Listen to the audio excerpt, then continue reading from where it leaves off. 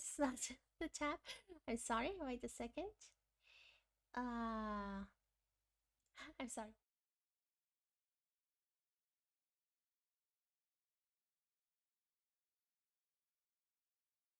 What? I know.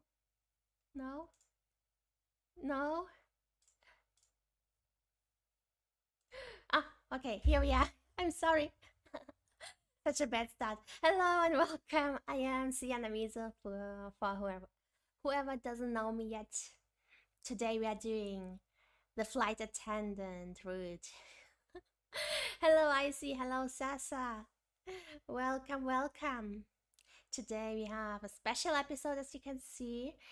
We are the first time I'm reacting to YouTube videos.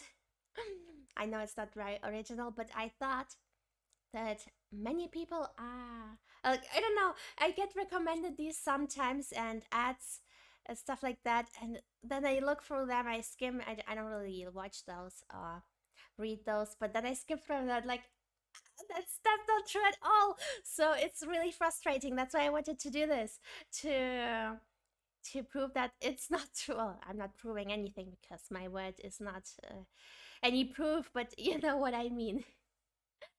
Okay, let's probably start with the first. I have no idea how to do this, how to do reaction videos, but probably let's go through the first one. Wait, I have probably to turn on the volume. Also, please tell me how the volume of the videos are because I don't really know. I don't know which one we could start with. I mean, probably the first one. It has 4.6 million views, so it better be good and accurate. So probably. Oh, I'm sorry. Yeah, ads. Can skip those, I guess. Oh wait. Okay. So please tell me how the volume is.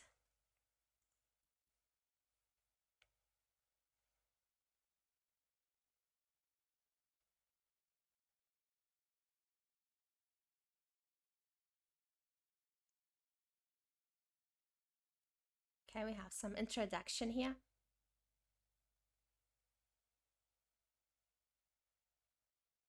Oh my. Keep watching until the end. Okay, how was the volume before we continue?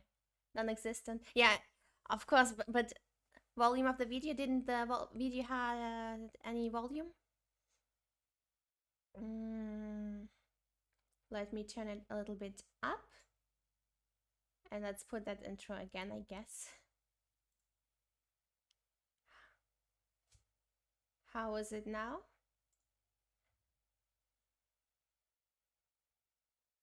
Oh, wait, okay. I see actually there's no. Now I can see. Wait a second.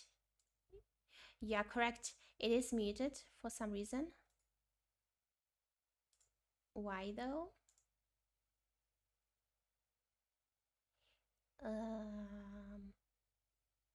Okay. How about now? No, not yet. Hmm. Okay, I'll still let it play. So okay, let me try something.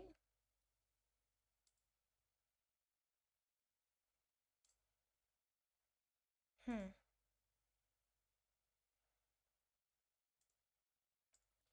Well, this is strange. Hello, Lapis. I'm really sorry. I'm having some problems here. For some reason, the desktop audio is not playing. Do I have it? Why though?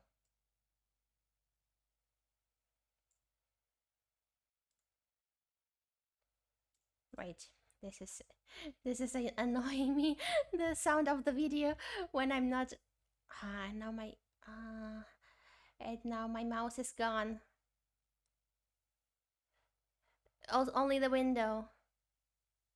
Only the window because since I'm switching between OBS and stuff like that. but the sound usually is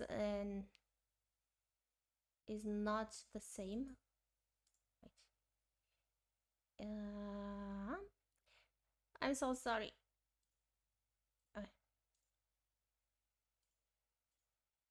Now it's gone. Now it's back, but that does not have nothing to do with the desktop audio. Why is it not? Okay, let me try another thing.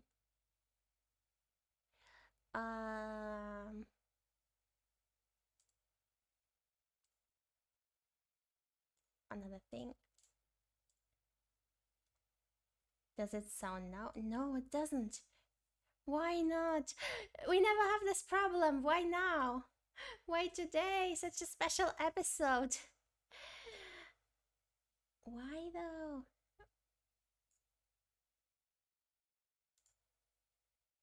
Is something interfering with? Oh, wait a second. Maybe it's because I have the Audacity for some reason open. Save. Yes. Save project. I'm sorry. I'm so sorry. Maybe that one is interfering or something. Let me try now. I don't know why it would be. No, not yet. No, you didn't miss anything because I have some technical issues for some reason. For some reason, it's not capturing my desktop audio. And I don't know what to do. I don't know how to fix this. I never had this issue before. Why? Why does this do that?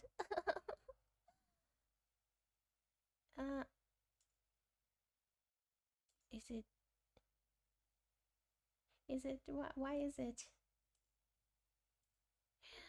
Settings, audio. And my cursor's gone again. Oh no, oh no. Why is this happening? Any advices from anybody? Should I try something?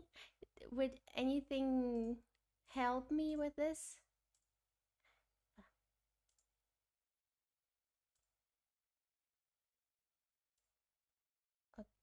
Now I just...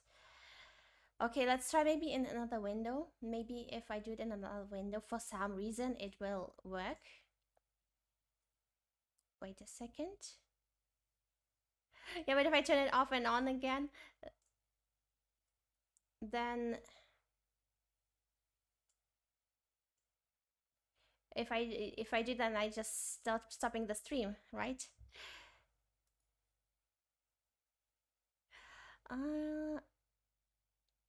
Why does this happen today? Default. Okay, maybe now. Exactly remove a corpse mid-flight. It's working. I fixed it. I'm a genius. Happen. The flight. Okay. I'm a genius. Will it still work in this one? Okay, so we are starting. I don't even know what I did. I did something there and it worked somehow, so... Crying babies, random delays, and microwave-nuked meals are just some of the reasons many of us find the whole process of jetting off to a new destination to be less than pleasant. But what behind-the-scenes secrets do flight attendants keep hidden from their passengers? Yeah, it's good. Keep watching to find out. And so, might I offer you any snacks or refreshments in the meantime? Let's see what they are telling us. Secret code. If you consider yourself a frequent flyer, you're probably so used to hearing various chimes at seemingly random times throughout the flight that you don't think twice about what they really mean. Although most times a noise like this might be followed by an announcement from the cabin crew or pilot themselves, These chimes can also be considered a sort of secret code between the flight deck and the cabin crew, so far so good. partly to prevent passengers secret from code, panicking. Yeah. Generally, a varying number of dings can indicate a different official message. One alone might advise attendants of some upcoming choppy air, while no. You would never hear, at least where I was, I never heard about any code about weather. Like, they would never tell you about weather with the chime. Never. The pilots will tell you before flight, like, for example, 20 minutes after 20 minutes we started the flight, we can have some bad weather, stuff like that, but they would never tell you with the chime, at least not in the place where I was. Yeah, in engineering, yeah, exactly. Engineering. I am technically a technician, so well, not today. Today I see the flight attendant, so yeah, they would never tell about bad weather through the chime. And if it's a nice crew, they would just call you and tell you, hey, in 10 or 5 minutes there will be bad weather, but not through chimes. There's no code for that. 2 usually conveys that the aircraft is approaching 10,000 feet in altitude. No. And 3 can mean severe turbulence is guaranteed, advising attention. Not at all. Wait a second. Let's severe turbulence is guaranteed. Wait, should I probably... Are the subtitles okay if they are there? Or probably... Maybe I should do this so we can actually see the whole thing. And no, not at all. None of these codes is true. See, I'm already getting frustrated with this. Maybe in America or something. Since the death start praying. Could be, yeah. Well, it would be 3 or 4, depending on the airline. First of all, it depends on the airline. Each airline has a different number of chimes and it means something different. But it would never be stuff like weather 10,000 feet or turbulence or anything. No, it would be important stuff like, for example, I don't know. Yeah, for example, 3 could be the toilet. That doesn't have even anything to do with the pilot. If there's an alarm in the toilet, it can be 3 or 4 chimes depending on the aircraft. So not even the pilot who's doing that. Well, 4 might be sometimes from the pilot that it's an emergency. So if you hear like a lot ding ding ding ding ding ding, that means either a passenger is very mad and he's calling a flight attendant, or there's an emergency. Yeah, but 2 can mean either that go to the telephone, like pick up the phone. It can be 1 or it can be 2 depending on the aircraft.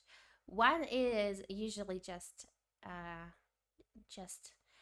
passenger wanting some attention. You know what they do. They want some juice, probably. That's what 1 usually means.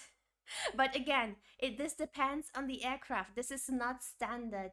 Each airline, each aircraft have their own number of chimes. So don't trust this. The Imperial March. Oh, that would be amazing. That would be so fun. Emergency cannonball. I mean, maybe in America it's different and they do for weather, but that would be so useless because you know when there will be bad weather, you get that information before the flight and then you basically feel it. You don't need to hear a chime if there's bad weather. Or the pilots will just call you and tell you, hey, look, we'll have some bad weather, so maybe don't make yourself a hot coffee right now. That's it. Let's continue. Attendants to be seated immediately.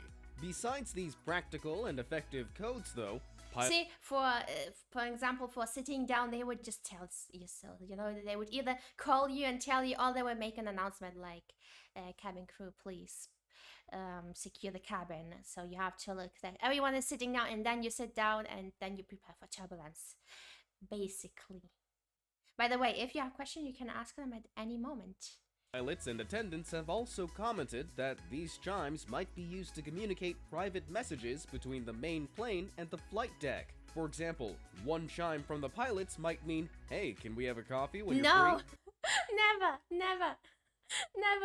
never would they ask for coffee if they with a chime. No, because first of all, everyone drinks their coffee different, so they can't communicate you with the chimes like, hey, one coffee ding, and then ding ding, that means two sugars, and then ding ding ding, some milk too. How would that even work? Like, no one drinks their coffee equally, so they would just call you and tell you, hey, look, can you, if you have some time, can you make me a coffee with two sugars and some milk in it? Not with a chime. That's so not personal at all. Exactly. Yeah, in Moscow, like you're a passenger and suddenly you hear like ding ding ding ding ding ding ding. That would be so ridiculous. Also, they just said that one ding means bad weather, and now suddenly one chime means coffee. How am I supposed to differentiate that? If I hear now one chime, should I think it's coffee or it's bad weather? While 3 from the cabin crew might tell the pilots, you can't know who the chime is coming from. You just hear chime. You don't know who called or who did that. If it was a passenger, if it was the pilot, if it was another cabin crew. There is chime has British accent means tea. Probably. How would the chime in with British accent would be? I didn't even know how to do a British accent. I was trying to do one, but no. But yeah, pilots would just call you and tell you what they want. Some want tea, you know? Exactly. Some pilots want some tea and not coffee, and some just want. Some even bring their own coffee and just want some hot water for the ramen or something.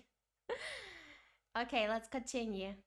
We have a passenger on board with a medical issue which could require a diversion. That would never be communicated with a chime. If there's a medical problem, you will hear, we have a medical problem here. Is anyone a doctor? Please come here. That's what you would hear, not chime. I'm already getting frustrated. I mean, it could also be that America works differently because America and the rest of the world is kind of apart. So I don't know how America works. Maybe it's like that there. Yeah, 3 times it's water for ramen. Not an emergency. I mean, yeah, of course it's an emergency. That's why it has the same amount of numbers of chimes. I know we are 1 minute 41 in and I'm already frustrated with this. I hope it gets better. Lying with the dead. It's nothing out of the ordinary to look around during your flight and see most passengers dozing peacefully in their seats, especially if your flight times aren't exactly ideal. I love night flights. Those are the best. Everyone is sleeping. No one wants anything from you. It's just so chill, and I don't sleep at night anyways that much. Like I go to bed at 4 in the morning. So for me, nighttime for working is just my peak work performance, honestly. So yeah, let's continue. Not everyone is just sleeping? Yes, while extremely rare, all members of the cabin crew must be prepared for the unfortunate event of a natural death while thousands of feet up in the air. But the truth is, there is no real course of action in place for this occasion, considering they can't exactly remove a corpse mid-flight. Okay, I'm gonna say something. Well, yes, this is true. That's how you would. Okay, no, wait. Okay, wait. Let's let them explain what you do with the corpse, and then we'll talk about it. Yes, we can sleep in a plane. Of course, we can. Well, it depends. If it's 30 minutes flight, then probably your colleagues will look weird at you like, come on, you're just working 30 minutes. Why would you sleep? But obviously, yeah, I also did 12 hours flights, and yes, of course you sleep. you do sleep. And if you're just tired, you can just tell your boss, like, look, I'm really tired. Can I just uh, sit down somewhere? If there's space, can I just sit down and doze off a little bit? And usually it's fine. Usually it's fine. I mean, not again, not on a 30-minute flight, also not a 1 hour flight, also probably not on a 5 hours. You might take breaks, and if you decide to sleep on that break, yeah, why not? You can. 12 hours sounds miserable. It's actually a lot easier when you work than being a passenger, because when you're a passenger, you're just sitting there and you can't do anything. But when you're busy, the time just goes off a lot faster. And when you are on a 12 hour flight, you obviously have a break, a nice break where you can just sleep. And you can take your book, you can just read the book, chat with your colleagues, make yourself some 20 coffees, or tea, depending on your on your preferences. But yeah, it's a lot easier. Like, I hate flying as a normal passenger. It's so boring. It's just so boring. When you're working in the air, it just goes off so much faster. And you can always, if you're bored with your colleagues, you just go to visit the pilots and have a chat with them. But in my opinion, pilots are a little bit strange. I'm sorry if there are any pilots watching. I mean, there are some cool ones who I can have a normal conversation with, but some of them are quite strange. Um, rec- and recycled air. Oh, there's something about planes that just tries me out. I don't know if it's recycled air or crowded or whatever, but I feel so drained. Yeah, okay.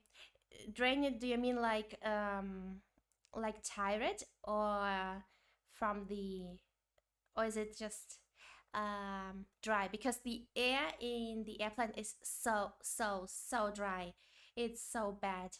And probably, and if you mean tired, it's because of the pressure.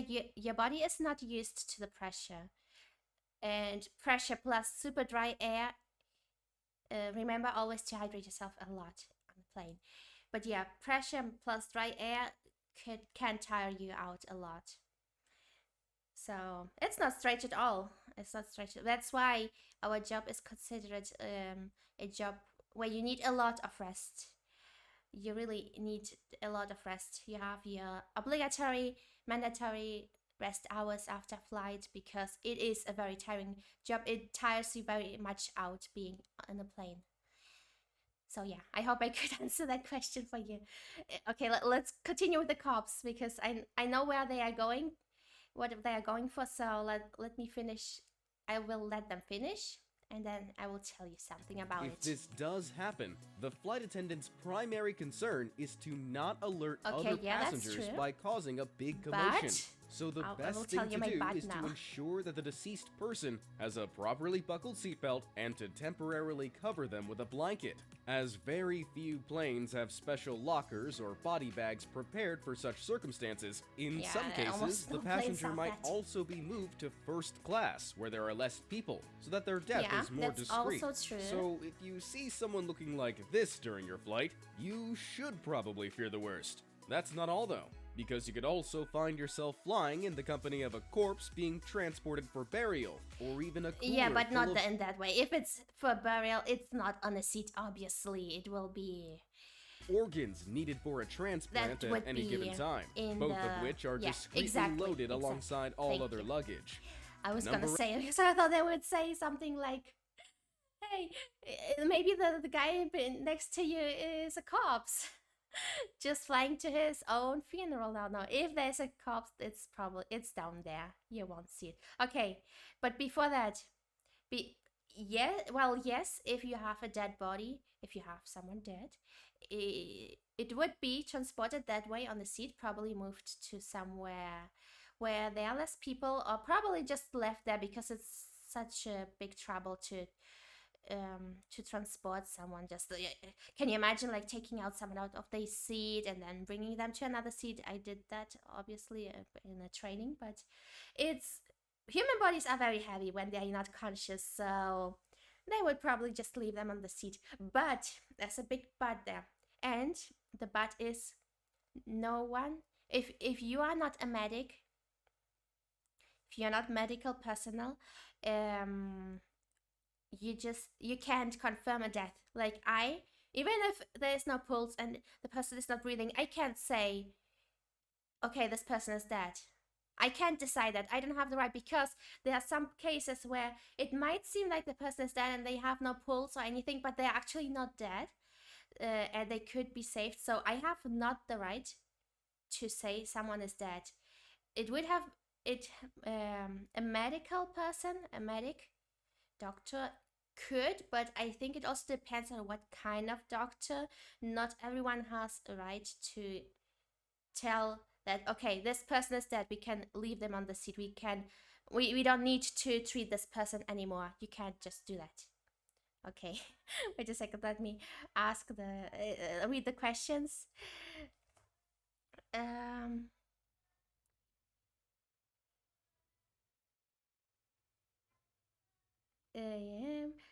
You might be seated next to that guy, but never mind, they put them in the luggage. Yeah, exactly. No, I mean, you can, in the first case, if someone died in the airplane, then yeah, the person, well, we would just sit the living persons away from the dead person, because obviously the ones who were sitting besides know what's happening. They did see how the person died, so you can't just sit them away. You would just find another place for them, unless the plane is completely full. Then that's unfortunate. But again, you can't decide if someone is dead or not if you're not a professional in that department. How are pilots strange? I don't know. It's just I don't. They're not strange, but most of them are just probably not my age, and that's why I find it hard to just talk to an elder man. Maybe that's why. Maybe just because I can't find any nice conversations to talk about with them. I did have some. It's like, let me change. Great. Double check your something more colorful. I don't like this black. I did have, of course, some cool pilots. There was one, for example, who came out of the plane, for example, and he played Switch with me, like obviously on a long flight. And we were just chilling in the plane on passenger seat playing the Switch. So yeah, obviously, I had some pilots who I got along very well with. So yeah. Or the other, well, 2 years ago or last year, one of my pilot colleagues, he invited me to do the glider. I don't know how they're called, glider. Are they not like the Genshin Epic glider, but planes that just glide? They don't have any motor, but they look like small airplanes, but they have no technology inside. Well, they do have lots of technology, but they have no engine. They only fly with hot air, basically, from the weather. So you can only use those in summer, basically. So yeah, he invited me to fly with one of those for free. So they are cool pilots. Yeah, glider. Okay, so yeah, I flew not last summer, the one before, I think it was. He invited me. It was fun. Safety Let's equipment. Continue. If you've already flown a few times in your life, listening to the safety announcement as you watch the cabin crew point out all the available exits might seem like a bit of a chore, but you might just want to pay special attention to all the safety equipment available to you. The announcement will likely tell you that there is a life jacket stored under your seat in the event of an emergency.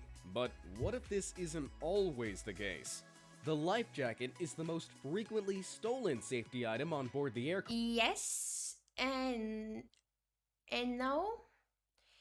I mean, yeah, okay, it is often, not often, but it is sometimes stolen. I have two, but I didn't steal them. I have two at home, but I didn't steal them, I swear. I got them from.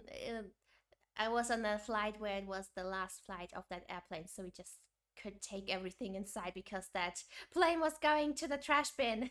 So I just took these things. Just took one for passengers and one for crew. By the way, the one for the crew is not yellow. in case you didn't know. Psychopathic. Cups, spoons, and other drinks. That's what you steal. I mean, yeah, they do take them, but it's very, very rare. I don't know, maybe in America they do steal them more. But yeah, I have no idea. They do steal them, but we always check them, so that's fine. We check them for you. You don't need to check them. Okay, we don't check them every flight. It depends. If you're going into a high risk area, not high risk, but not European countries, some like Egypt, Turkey, we do check everything, like everything. We do a security search. We even check if anything is inside the life jacket. So you don't have to check if you have a life jacket. Don't worry about that. We do that for you.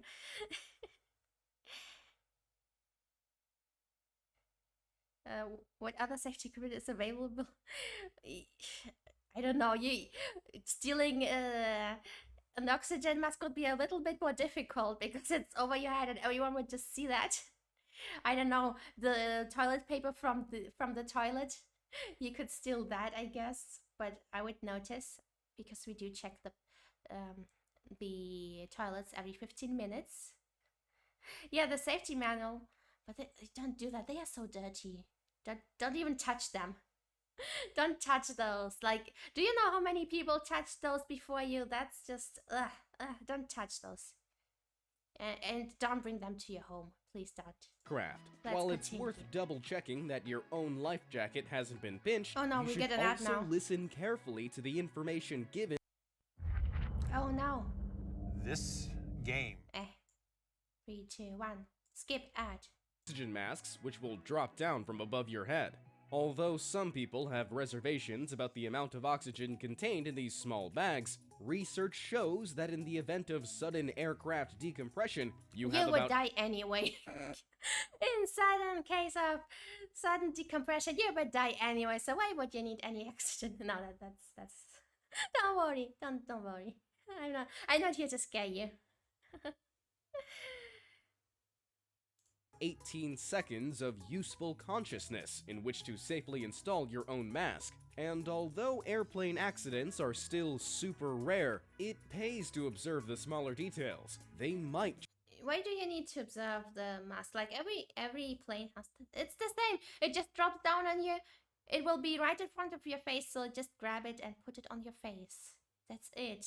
You don't need to check or anything. I don't know. Why would you do that? Okay. What?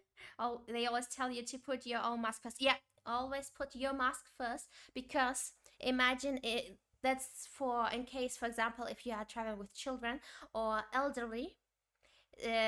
Basically, while you are putting the mask on your child, you think, oh no, my poor child doesn't have any oxygen. So while you are trying to put the mask on your child, you are already running out of those 18 seconds they just talked about of consciousness. So when you put the mask on the child, you are already your brain doesn't have any more enough oxygen, so you can't put your own mask at that point because you're just dumb. Because if you don't have enough oxygen, you just can't do 2 + 2. Basically, you're just really stupid. Put it into simple words. So, and your child won't be helping you to put on your mask, right? So that's why first you put on your mask while you are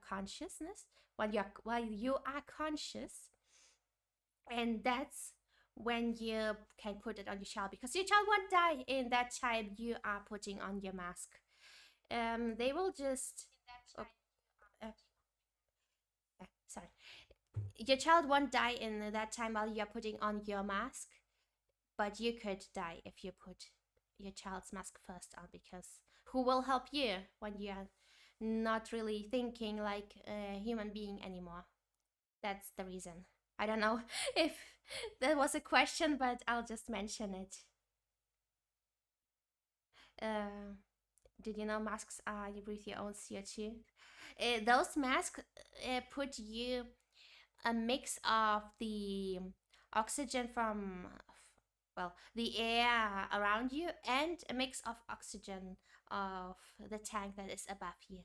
That's why you shouldn't use those masks in case of a fire, because you are breathing a mix of oxygen with the smoke. So that's not good. You shouldn't be breathing smoke. You should just cover your mouth and with a wet towel or something, with your wet shirt, and that's it. Okay, okay, that was just a joke. Okay, don't worry, it's fine. Let's continue. What do we need to check in our masks? Just save your life. Number 7, airplane food. I don't think a mask can save you in the case you just your plane fell into water. I don't think that will help you at all. Oops. Let me turn off the Alexa. Airplane food is not good? Who says that? Food is Why? not good food. Explain This one yourself. might not come as much of a shock. But just how much do you know about the food served up in those little foil containers? Besides the fact that no one would willingly eat it if they weren't stuck thousands of feet up in the air. All in-flight meals are cooked in industrial kitchens near the airport way before it's delivered to your individual tray table, which, by the way, is only wiped down once a day. In-flight meals are generally prepared between Sometimes not even once a day. But don't tell anyone. 12 and 72 hours before takeoff, and then blast cool to 5 degrees Celsius. Okay, But they so far, can so good. technically be chilled for up to 5 days before breaching international food hygiene standards. But what really makes airplane food taste so bad? Let me see if they are going for the answer. I think they are going basically in the air with the pressure and stuff like that up there. Your taste buds are not as good as they are on the ground. That's why they also sometimes tend to make the food saltier, because in the air everything seems unsalted and stuff like that, because your taste buds are just not working as they should. Let's see if that's the answer they are going for. It actually comes down to basic science. As air pressure drops and humidity at 30,000 feet sinks below 12%, which is drier than most deserts, our taste buds and nasal cavity, which accounts for 80% of Yep. what we consider taste, becomes so Basically. dehydrated that food tastes significantly blander than it would on the ground. I don't know. I still like airplane food. Maybe because I'm used to it, but also because I guess I'm used to eat lots of unsalted food and stuff like that. I like basically bland food. Maybe that's my secret. Yeah, they do. Also saw people changing babies' diapers on the trays on the tables and on the seats. So don't put your food on there. I've seen also people putting a whole fish on there, a fish, and they started to clean the fish on that tray on the table. So maybe don't put your food there. And a chicken. I've also seen people put chicken on top of the table and then eat it from there. Exactly. What the fuck is exactly what the whole crew was thinking about. I am serious. Yeah, I've seen it. Fish was actually on a flight to Ukraine, I think. I'm pretty sure it was Ukrainian people who did the fish thing. I'm pretty sure the chicken too. Yeah. You can get fish on the board of a plane. Of course you can. You can bring your own food. I know that we have those nice Troom videos and those craft channels which teach you how to sneak food on a plane, but you can just bring all the food you want on the plane. No one will tell you anything. You could have a whole backpack full of food. As long as there's no liquid, it's fine. Let's To continue. enhance the basic sweet and salty tastes, extra salt, sugar, and fat is usually added to the food, meaning that the average in-flight meal contains around 1,500 calories alone. Well, it depends. Although the pilots must also choose their meal from I mean, the calories depend on what meal you choose. It has what in it, but I mean, don't have just liquid, like a bottle of liquid. If you have a bottle, then, I mean, if you buy it in the uh, I forgot the name. Airport. How did I forget the name? The word airport. If you buy those in the airport, then it's fine. You can bring all the liquid you want to. So yeah. Wait, where was I? Yeah, that the calories. Yeah, it depends. You can have a salad too. We have some salad in the, like you can see over here. Here the pilot has a salad that doesn't have 1,500 calories. Also, I don't know, but on the long flights, yes. Yeah, I forgot the word airport. I know. We are talking about this right now, and the word I forget is airport. So, where was I? I forgot. Yeah. Nowadays? Oh, thank you for following. Thank you for following. Hello. Welcome. I don't know why I'm.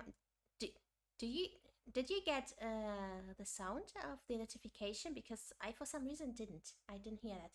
Luckily, I've seen it in the chat. So, welcome. Today we have a little bit of a different type of episode. Usually it's not like this, but we can make these more often if that's what you like. But they probably will just say the same things. But I have a lot to tell. I have lots of stories. It is a very fitting gift. I did choose it myself, so of course it fits. Oh, okay. It was a bot. Okay, then you're not welcome here. Bye bye. Welcome and bye. Thank you for noticing. I didn't even notice the name. So where was I again? With the wait, we are talking about food, right? Yeah. That the passengers nowadays don't really receive hot food unless it's a long flight. I don't know how it's again in America or something, but nowadays airlines don't really offer you hot food unless it's again a 12-hour flight. So yeah, that's that. That's why even though it says here, oh, the pilots choose from the same menu, yeah, but the passengers don't usually have a menu, so probably not. From the very same menu, they aren't allowed to pick the same option as their co-pilots. Yeah, unless the flight is long or you are like business class or something. I never had I've never been in an airline with business class, so I evaded that thing. Luckily, I never had to like, oh, here's your food, man. I did have to do that on long haul flights, but there you just throw the food at everyone and that's it. There's not even a choice. Like everyone gets the same. Like here you go. If you don't want it, you don't want it. That's it. You'll be hungry. I don't care. So yeah. A coffee and a cookie is already quite generous. Maybe it's because I've only been in low cost airlines. Maybe that's why. Yeah, that is true actually, that they are not allowed to pick the same. That's true. Play. As a preventative measure, which ensures that both will not suffer from potential food poisoning at once. Pretty smart, really. Number 6. It is tea, true. coffee, or champagne. Onboard beverages can hardly be considered a safe bet either, especially the hot kind, as low cabin pressure means the water boils at 90 degrees Celsius instead of the usual 100 degrees Celsius mark. You can't expect an on-flight cup of tea to taste the same as your home brew while cruising above ground. You shouldn't be brewing your tea anyways with 100 degrees. I've heard that the perfect temperature is like 60 or 80. Doesn't depend on the blend. But anyways, who cares if it's 80, 90 or 100 degrees for the tea? I don't know. That's... Anyways, it will taste differently anyways, because we've talked about this before, that you don't taste the same. Anything tastes the same in the air. So again, obviously it will taste different as at home because they're using another brand of tea, another type of water. You are in the air, you have pressure, so it will never taste like at home. Well, it depends who does. I do the coffee really generous, you know. I do my coffee very generous. I'm generous with that. Like it's not my coffee, right? So I usually make it the right amount of coffee. Similarly, but yeah, basically it depends on who it does. With the if it's watery or not, it depends on who it does, and that's it.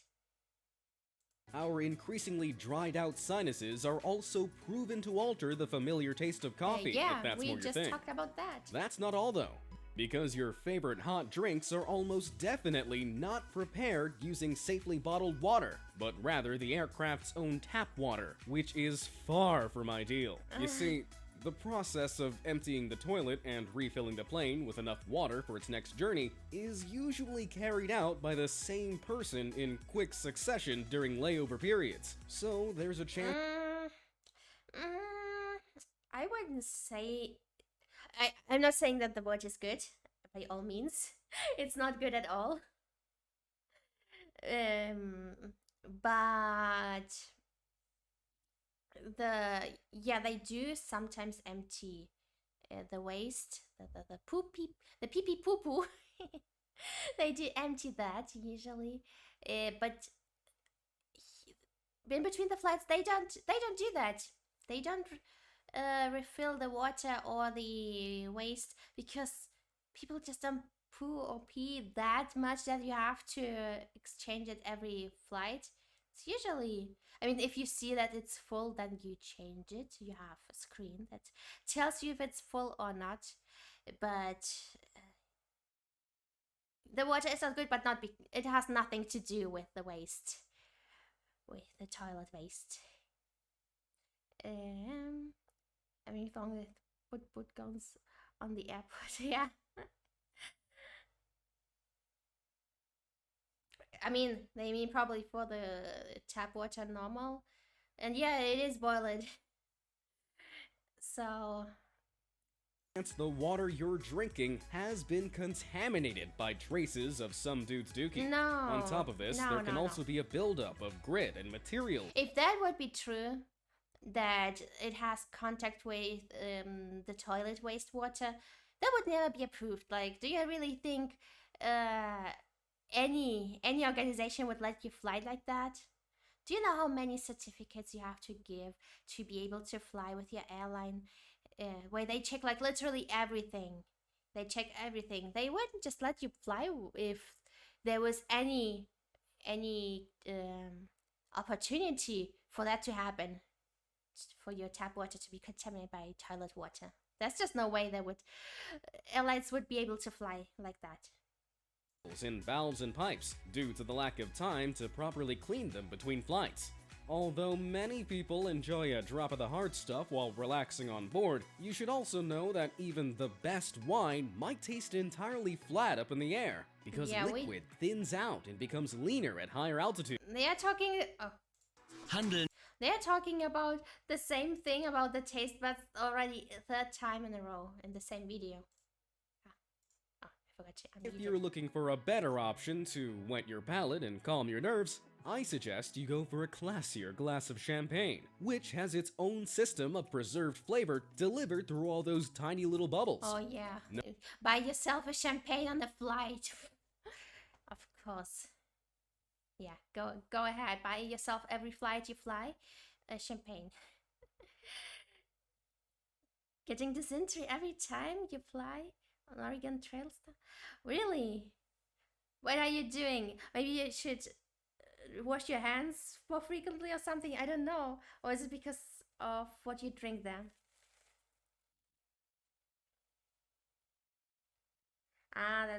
But this video is 14 minutes, so that doesn't have to do anything with that, I guess. I don't know, maybe because they didn't have enough secrets to put in, so they just thought, oh, let's take the same secret but adjust it to food, coffee, tea, and champagne too. Number 5. Your smartphone won't bring down the plane, probably. One of the most common myths about flying is that if you don't adhere to the strict instruction to set your personal electronic devices to airplane mode before taking off, you could bring the whole plane down in... I never do that. I never turn off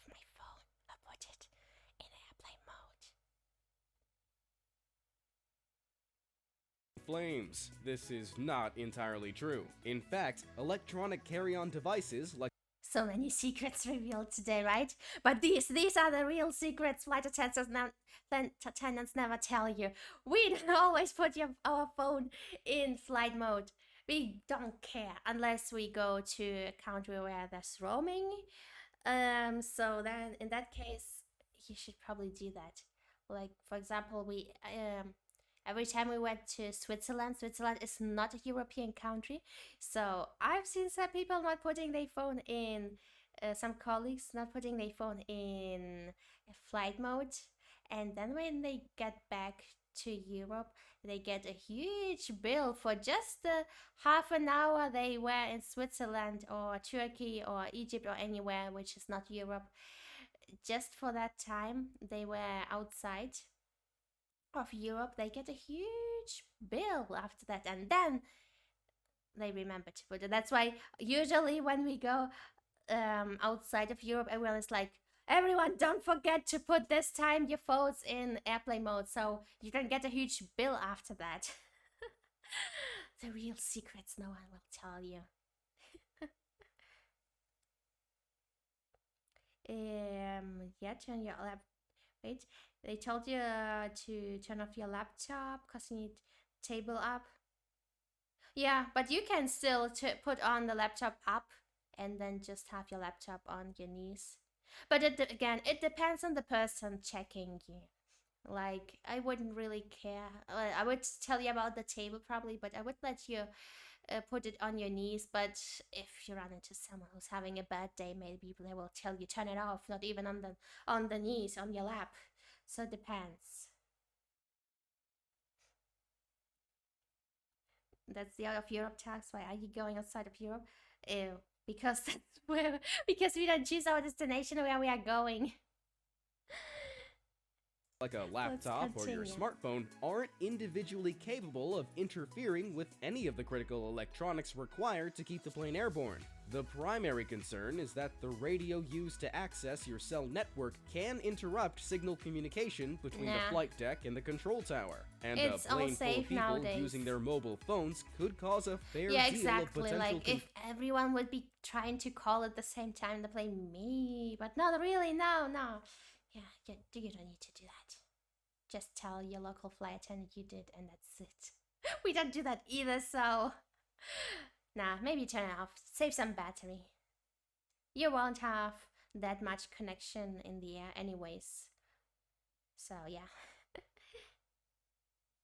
Fusion due to combined radio emissions. Although the US has considered changing rules to enable cellular signals to be connected for passengers on planes above 10,000 feet, it is likely that the ban on receiving or making calls on board will stay firmly in place, because the last thing a cramped aircraft could do with is a bunch of people having loud telephone conversations. Yeah, that would be horrible. Number 4, the best seats in the house. I house. actually had that during a safety demonstration where a lady was just talking really loudly on the phone, and everyone was going to tell her, please, ma'am, you need to do the safety demonstration. And the whole plane was waiting for her to finish her call because no one could hear the safety demonstration. We just couldn't do it with her talking loudly on her phone.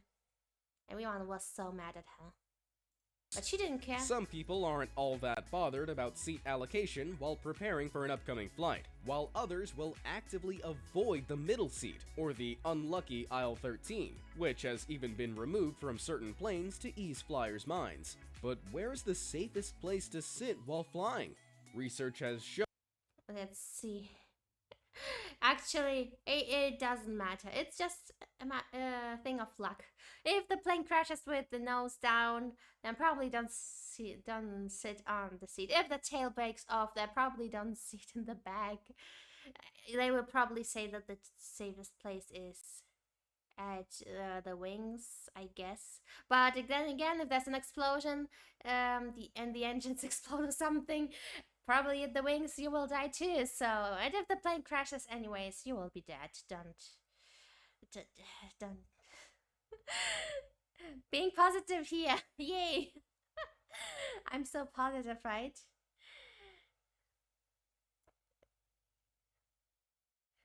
Yeah, you do get more leg room in the front, but that usually costs extra, well, depending on the airline, but... wait. Shown that despite the extra legroom, comfier seats, and generally more peaceful experience, first class is actually the last place you want to be sat in the case of a real emergency. Yeah, probably. In 2012, scientists purposely crashed a Boeing 737 aircraft and discovered that none of the crash dummies positioned in first class would have survived in a real-life scenario, with some seats even found around 500 feet from the original crash site. It is generally believed that seats closest to the wings are stronger and therefore safer, while seats nearest to the emergency exit allow you the best chances of escape should the plane catch on fire, in which case you have about 90 seconds to get out safely. Don't think too much about those sitting in the safest seats in the aircraft are the flight attendants themselves, who are positioned in backward-facing seats at the rear of the plane, which provide... Again, that depends on the airplane. Not every airplane seat is to the back. It depends. Much more back and neck support. The reason why the rest of the seats on board aren't also backwards facing is quite simply because they cost more to install. Well, you shouldn't, because I fly in first class because I'm a flight attendant, because I have special treatment. I just go there and, hello, I'm a colleague. You bring some chocolate to the flight attendant and say, hello, I'm also a flight attendant, and they just sit you in the first class and give you free tea and coffee and offer you some water. So no, I also sometimes sit because of that in the first class. So okay, be careful what you say. Even if I'm not rich, I sit there because of privilege and not the money. Given that these... And I only bring chocolate because I get free water, because since I can't bring water inside the airport, well, sometimes I can. I'm a flight and I name every plane. Yeah, right? Now that would be a pilot's job. I would need to name every seat. Name every toilet and how it's opened. Seats are heavier and therefore increase fuel consumption. But, you know, safety first, right? Number 3, time is money. A delayed takeoff can be frustrating for us all, and sitting with your seatbelt fastened, awaiting the announcement that the plane is finally preparing to move can often feel like a lifetime.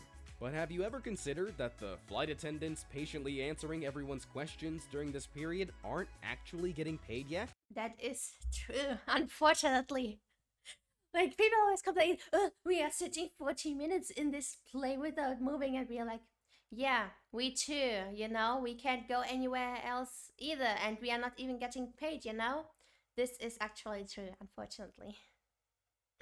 We are only getting paid the time we are in the air.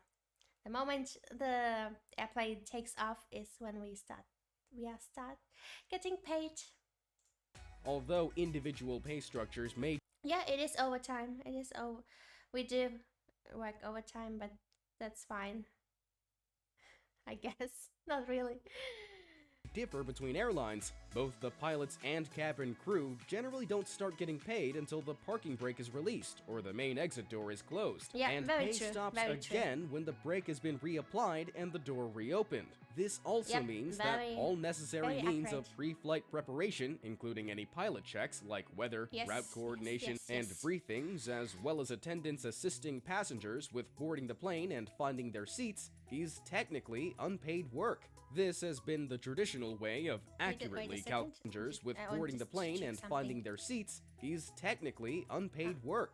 This has been the traditional way of accurately calculating the shift time of airline workers for years, and unfortunately for them, airline regulations aren't too keen on changing it now. Oops. Ads. Yeah, I know, it's frustrating, but... Ums Essen. Oh, another ad. Ah, fuck you. Fuck you, ad. I don't want any. From now on, you should probably remember to be nicer to your cabin crew, because yeah, dealing with... Definitely only because of that. Only because we are not getting paid, you should be nicer to us. Definitely not because we are human beings. Well, I'm digital, but you know what I mean. Like, only be nice to your cabin crew because, you know, they are not getting paid right now. But in the air, you can be an asshole to us because we are getting paid in the air, so then it's fine.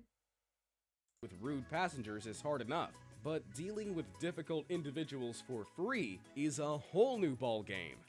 Number 2, sleeping on the job.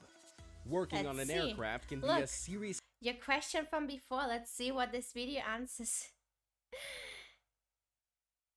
stressful job that comes with long, irregular hours and some serious multitasking requirements, especially if you're the one flying the plane. It's no surprise then that in a survey of 500 pilots, half agreed that at least once a month, their ability to fly was compromised by a lack of sleep, while in another study...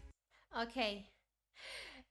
Of course, if you ask the pilots, like, hey, would you want to rest a little bit more? Of course, they will say yes. Of course, they will say, yeah, I'm so tired. I need more, I don't know, holidays or something. The survey doesn't tell you much. Like, obviously, you would just say something that would be in your interests.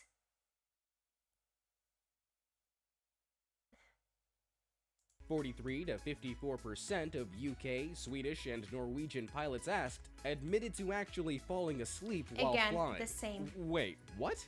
Don't panic just yet, because autopilot is always a handy solution. Plus, the co-pilot can take over at any time, except for when a quarter of the pilots from that same study claim to have woken up to find their co-pilot dozing too.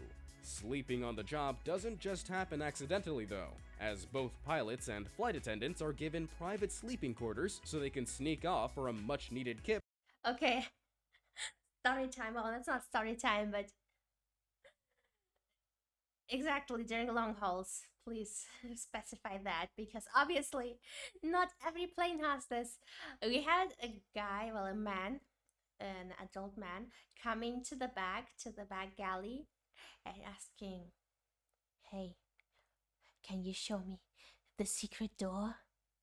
And we were like super confused, like, what is he talking about? What secret door? What does he mean? And he was like, yeah, the secret door, which leads to the secret room. And we're like, what the fuck? What the fuck are you talking about? And it was like, the secret room where you all sleep inside. And we're like, no, we don't have that. And he was like, yeah, you do have that. You don't need to hide it from me. I saw it in a documentary that you guys have a secret door that leads to a special room where you all can sleep. And we're like, yeah, maybe Emirates or something, but not on a normal plane, especially not on a 4 hours flight.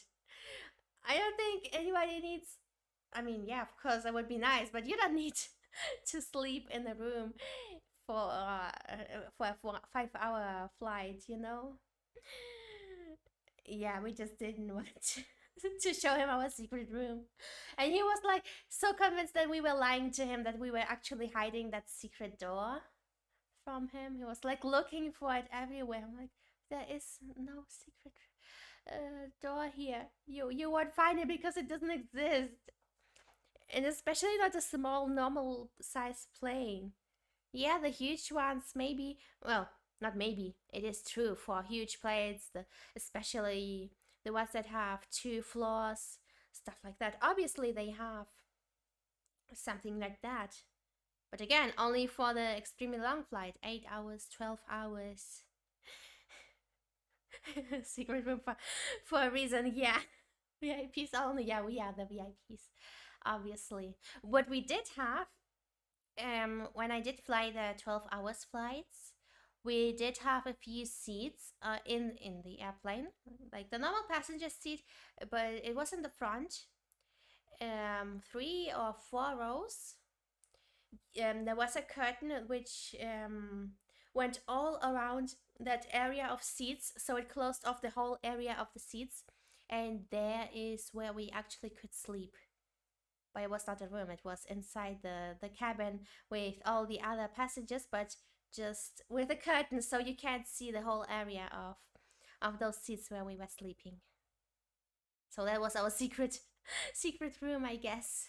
During long-haul flights, some sleeping quarters, like those on a Boeing 777 and 787, can be accessed by a secret locked staircase near the cockpit. while others, Wow. like the Boeing 773 cabins, are disguised as a regular overhead storage locker. These hidden areas can have anywhere from 6 to 10 beds or bunks, depending on the area. I'm pretty sure this is exactly the video the guy saw.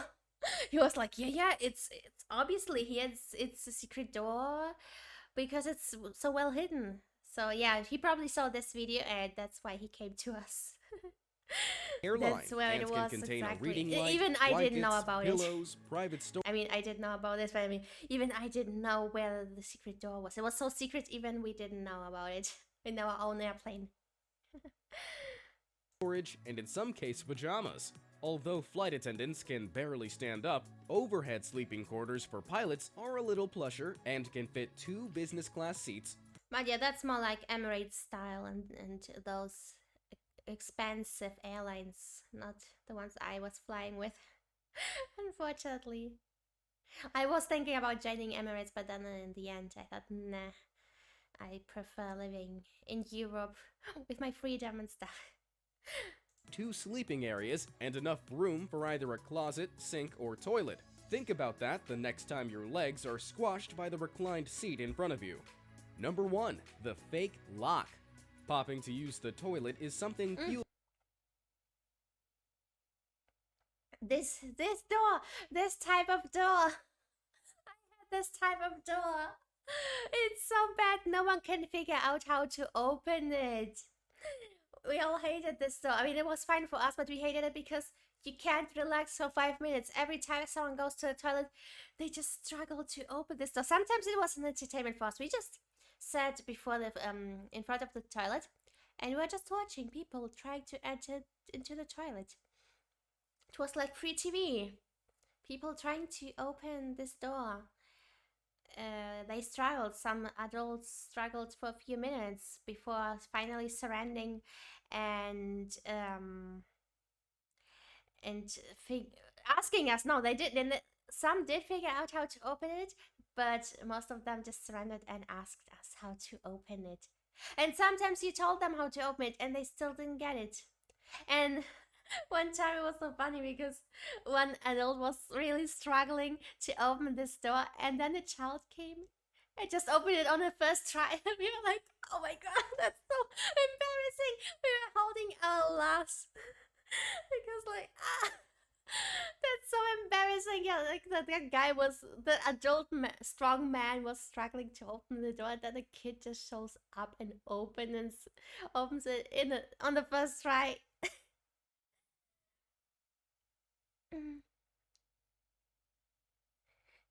Off topic, but again, a ship got stuck again. Wow.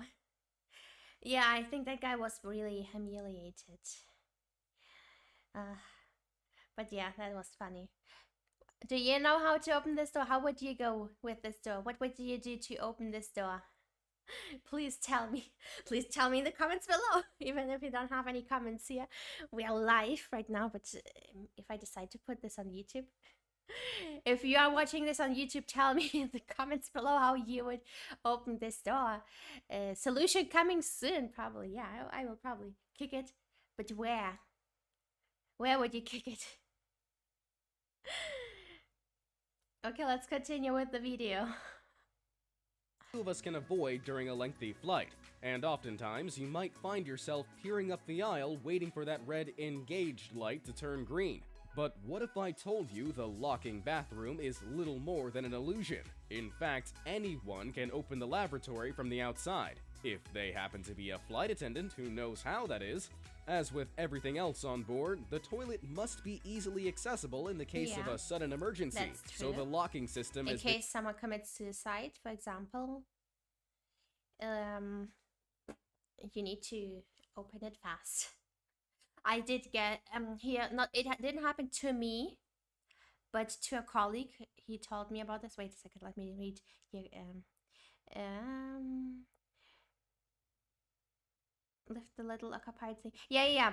That's how it works. Yeah, but I mean, just open the door like a normal person. If the door is not locked, like the door is just open. Well, it's closed, but I mean, no one is there. How would you open that door? It doesn't have any handles to open it like a normal door. Yeah, that's exactly what you told me on Twitter. But again, it depends on the airplane because not every ping is underneath that lavatory thing. It depends on the model of the plane. I've seen different types of locks. Yeah, so the story I was gonna tell you, which didn't happen to me, luckily. It happened to a colleague where actually a guy committed suicide in the toilet. He cut his arms, his veins in the toilet, and it was full of blood. And then they, since he wasn't coming out in a long time, they obviously opened the toilet. And when they opened the toilet, he was still alive and was like, "Don't come inside. I have AIDS." And the toilet was full of blood, like all the walls, everything was full of blood, and was like, don't touch me, don't come in, I have AIDS. So yeah, that guy died obviously in the plane. Luckily that didn't happen to me, but to a colleague. Sucks to be him, I guess. But yeah, exactly, you do push it in. You push it in the middle where the fold is. You just push it inside the door. That's exactly how you open it. But that's very difficult to figure out, apparently, for some people. I know, right? The story got worse and worse. That's why I wanted to do this episode already, because I really wanted to tell all these stories. And since I don't really can't you can't just tell me, hey, tell us a creepy story or something, and I would be like, well, I can't think of any right now. But here, since we are in the situation of the plane and stuff, and I see stuff, so I remember the stories I've lived or the colleagues had. So this is good for me, so I can tell the stories I always wanted to tell you, but never remembered to tell. Been designed with a secret latch or a switch hidden beneath the laboratory sign, which will disable the lock and allow cabin crew to open the door if someone was passed out or stuck inside. Much like the sleeping quarters, which are explained on a visible onboard sign, this is probably something you never thought to look for. And as mechanisms may vary between airlines, the chances of you... Thank you for specifying that the mechanisms actually do vary in the airplanes. Like, it's not the same for every plane. So next time you go to an airplane, look for what type of lock they have. The secret lock.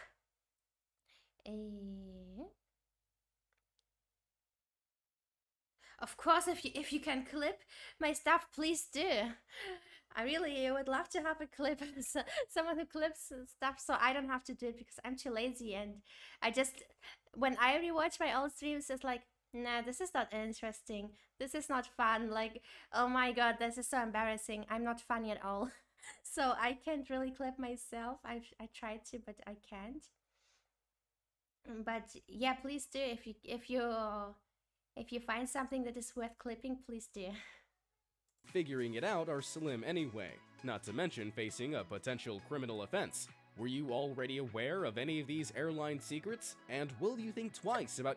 Yeah, the fish thing. Did it burn into your mind forever? The image of a fish, a full fish with the head and the tail and stuff on the table. They didn't even put a napkin below it. Just play fish on the table, yeah. And they ate that. They were cleaning up the fish on the table, putting the rubbish on another table, to then in the end just throw it away. But still, ew, you know. No, there was no knife. Luckily, there was no knife. Did you know you can actually bring a knife on the plane? It can't be more than 6 centimeters. Well, it has more regulations, but which I don't remember. I know that it's 6. Why don't I say sex? Not sex. 6 centimeters. And the usual CS tried to come out from the 6. It was a family, actually. It was a husband and wife with the fish. Okay, let's Your continue. next selection of food and beverages on board. Let me know in the comments, and thanks for watching. Okay, that was it. That was the first video. Only took us over an hour to analyze a 14 minutes video. Let's watch another, maybe, what, 26 minutes. This might take a while, but maybe they will tell us something else. Which one should I choose? I just hope. Oh, wow. Now this is interesting, but is this in English? Because I can't read what's the one with the flight attendant and the pilot kissing. I want to see that. Oh, it's only 4 minutes long, but maybe let's see if it's in English. I hope it's in English. Because if it's not English,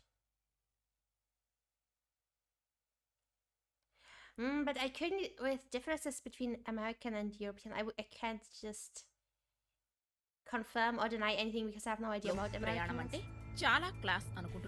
Oh, okay. I don't understand that language, I'm sorry. I don't know.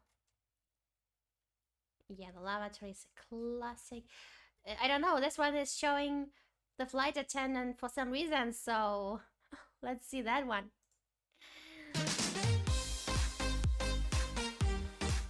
"2019 was a record-breaking year for aviation. In the year, 4.1 billion passengers flew on flights. That's 280 million more people than in 2018.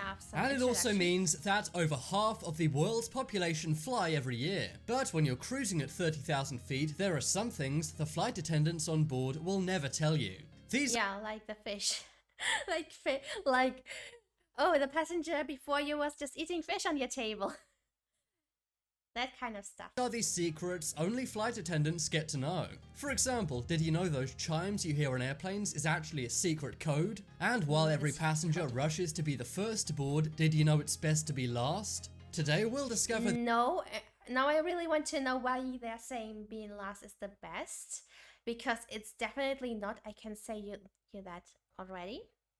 If there are any secrets we already know about, I will just skip them because we already know that. Right? These secrets and more told to us by former and current flight attendants. I'm Charlie and today we're going to look at secrets flight attendants will never tell by former and current flight attendants. This has to be accurate, right? Passengers. This but has before to be we take off, why not subscribe and press, you know, the ones that sound kind of like this. We already know about keeping that. their communication secret, meaning the passengers don't know them. The chimes could be about things like remaining snacks. They could also be about turbulence detected on the flight path. Every crew member to hear them, saying to the flight attendants, do a seatbelt check, or check for the number of remaining snacks. If there's 2 dings, it could be something more dramatic, for example, turbulence. And one you may not have heard before would be 3 dings. 3 chimes in a row usually means some kind of emergency or a total change of flight route. I've had the experience of seeing people rush onto airplanes as soon as you can board.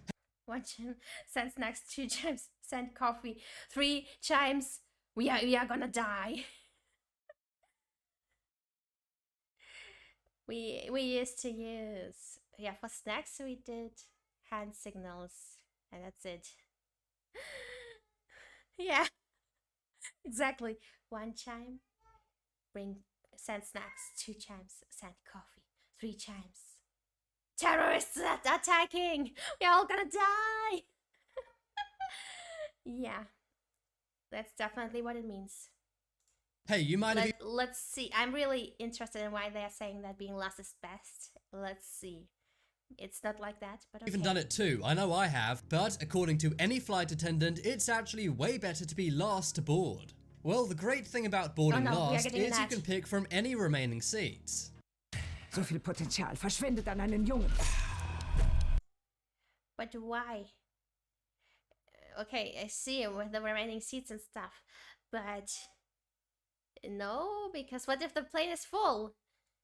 And you still have your allocated seat. You don't need to follow a seating plan. So you and your fellow traveler can be sure to sit next to each other on any remaining seats.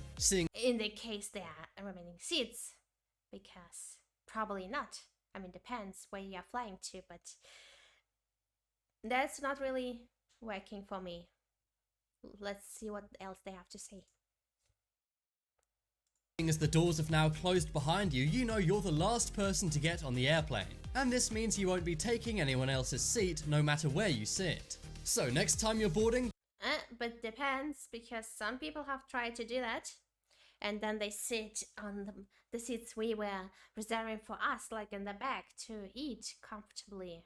That did happen. And then people were like, oh, but these seats are free. But we were like, yeah, but is this your seat?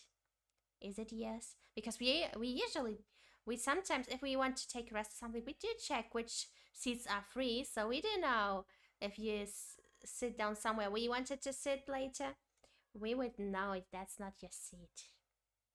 So, yeah. If you sit last, you can choose your own seat. Yeah. But also it's very bad because if the plane is full and you have luggage, and there's no space in the overhead bins anymore, they will take away your stuff probably. So, not a good idea to be last.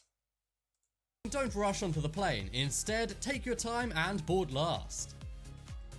Next up is toilet door. Yeah, okay, this Have you ever used the lavatory on an airplane? If you have, then sorry you had to go through that. But there's one secret about airplane toilets you likely did not know. And have you ever wondered what it means if an airplane suddenly dims its lights? Some people think that an airplane dimming its lights would mean it's time for them to sleep. But the aircraft crew really don't care whether you're asleep or not. The reason airline attendants dim the light... That's not true. We do care if you sleep. We love it when you sleep. You have less work to do when you sleep, so that's not true. Is to prepare your eyes for a potential evacuation. Most of the time when you're in an airplane, your eyes are adjusted to darkness. This means if something goes wrong during takeoff or landing, your eyes aren't prepared. That is unless the lights have been dimmed and your eyes have become acclimatized to the new light. Yep. Now, that is exactly why we do dim the lights, in case you ever wondered. But also, we do like to dim the lights so the passengers just go to sleep and we don't have to do anything. Yeah, the lazy life of flight attendants. Telling you every secret here. Every dark secret that we actually do want you to sleep. Exactly, we would prefer if you just slept all the time. And have even in the day, yeah, that's perfect. Unless you get commissions from the sales. I never cared about the commissions from the sales, so meh.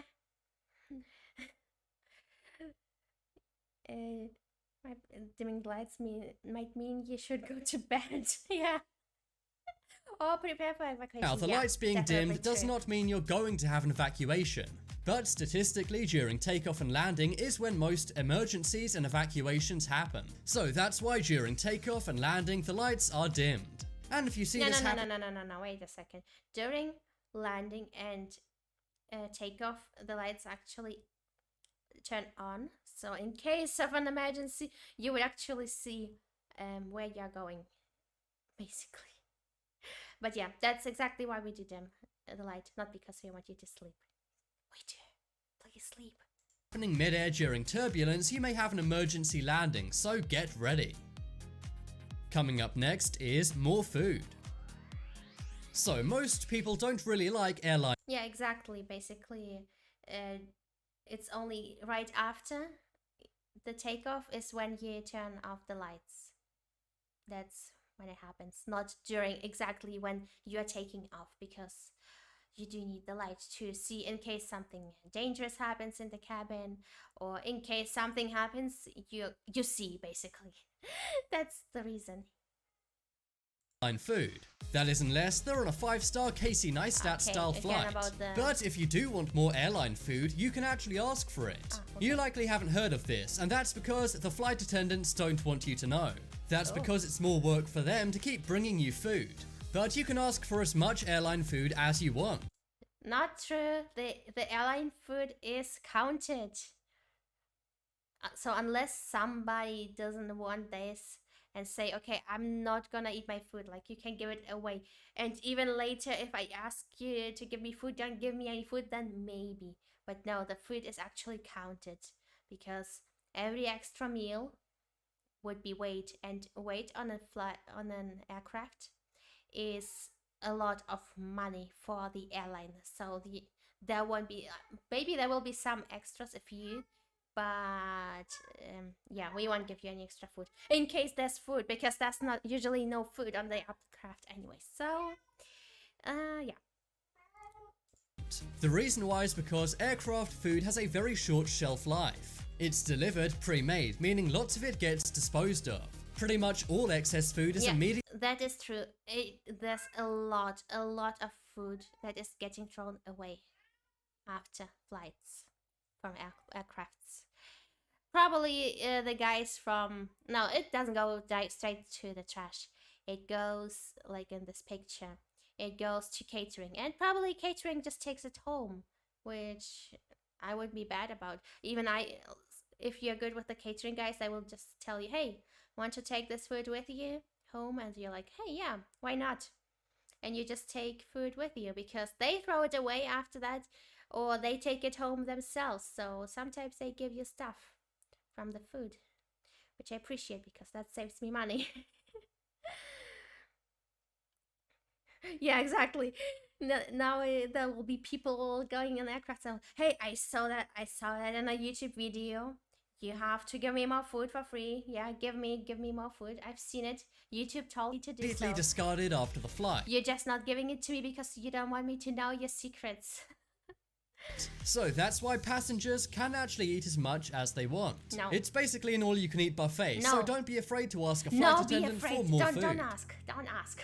Next up is they're as frustrated as you are. That's probably... Have you ever been really annoyed because your flight's been delayed and taken it out on a flight attendant? Well, if that's the case, you should know that they're as frustrated as you are. And I'm not just saying that, I really mean it. You may assume flight attendants don't care whether a flight is on time or not, getting paid.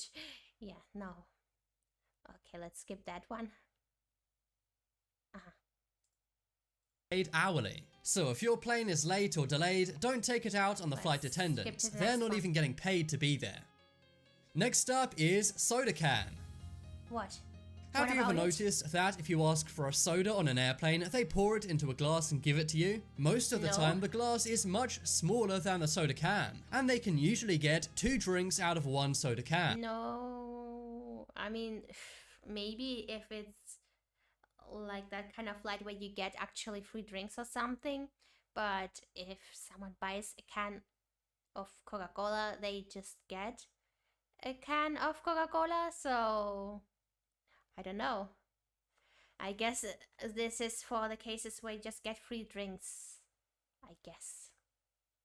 I mean, and when we were actually giving free drinks with the food, when on the 12-hour flights, we had like 2-liter bottles. We didn't have cans, because that's just stupid. Why would you, if you are giving away cups of drinks, why would you do it with cans? You just take a 2-liter bottle and just pour it from the bottle.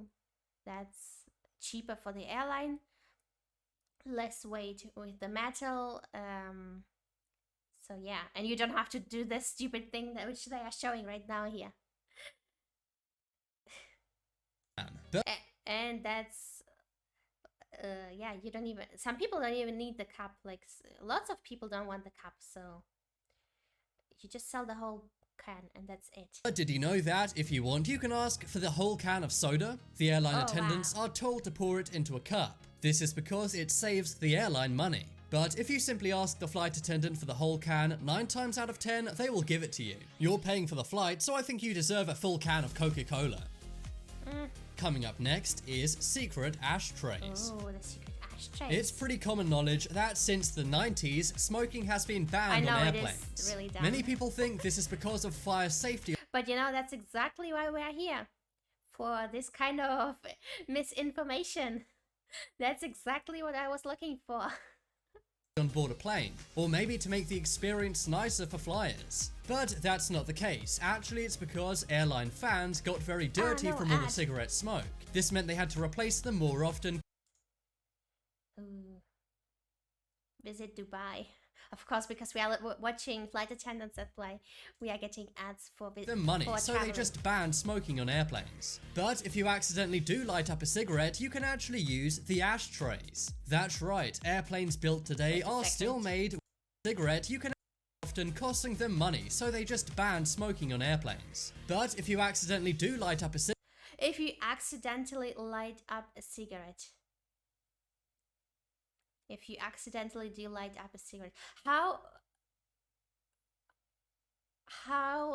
wait a second, I have the perfect face for this. How do you accidentally lit up a cigarette? How? Just how?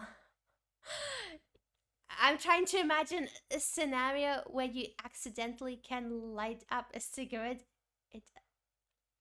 Like, oh no, I caused a fire in the toilet and then my cigarette accidentally fell into the fire, so I accidentally lit up my cigarette. Yeah, that's exactly what would happen, right? Yeah, it's not because of money. Basically, it's because it would be so complicated. It would be really complicated with some people complaining. Like, can you imagine someone smoking besides you with a child behind you, for example, and then the mother will be complaining, hey, this man is smoking and my child is here, or I don't like smoke, and you would have to tell the guy, hey, excuse me, mister, but please could you maybe not smoke because there's a lady behind you who doesn't like that, and he would like just say, well, fuck the lady, I have a right to smoke. So that's the thing. It's not so much because of money, but because it would be so complicated, so many I forgot the word. So many fights, conflicts. So many conflicts would be there with non-smoking people and smoking people, and then you would have to maybe make seats where it's okay to smoke, like in restaurants, places where you can smoke, places where you can't smoke. But that's not good for an airplane, because if you have lots of smokers, then you have like lots of people in one place of the airplane, but then not on the other side of the plane. So that would create so many problems. So it's just easy to ban it. For example, did you know that there can't be, for example, only people in the front? If you have only people in the front, you would usually sit them evenly through the whole plane because of the weight. So imagine if, for example, the front is smoking area and the back is not smoking area, and then you suddenly have only smokers, or you run out of non-smoking places, and then the non-smokers have to sit in the smoking area, and they just have to smell the smoke. So many conflicts, so many problems. It's easier to ban. Yeah, don't you just hate when you accidentally light up a cigarette? Exactly. That's so relatable, right? You went to high school, cigarettes would light up in your hand. Yes, so many problems, right? It's better just not take cigarettes. I had a lot of people actually smoking in the plane. I caught a lot of them. I even had a man, like almost like elderly. No, not really elderly. Like, he was probably 50 something, and the cabin was smelling like smoke, and we were like, this definitely smells like cigarettes.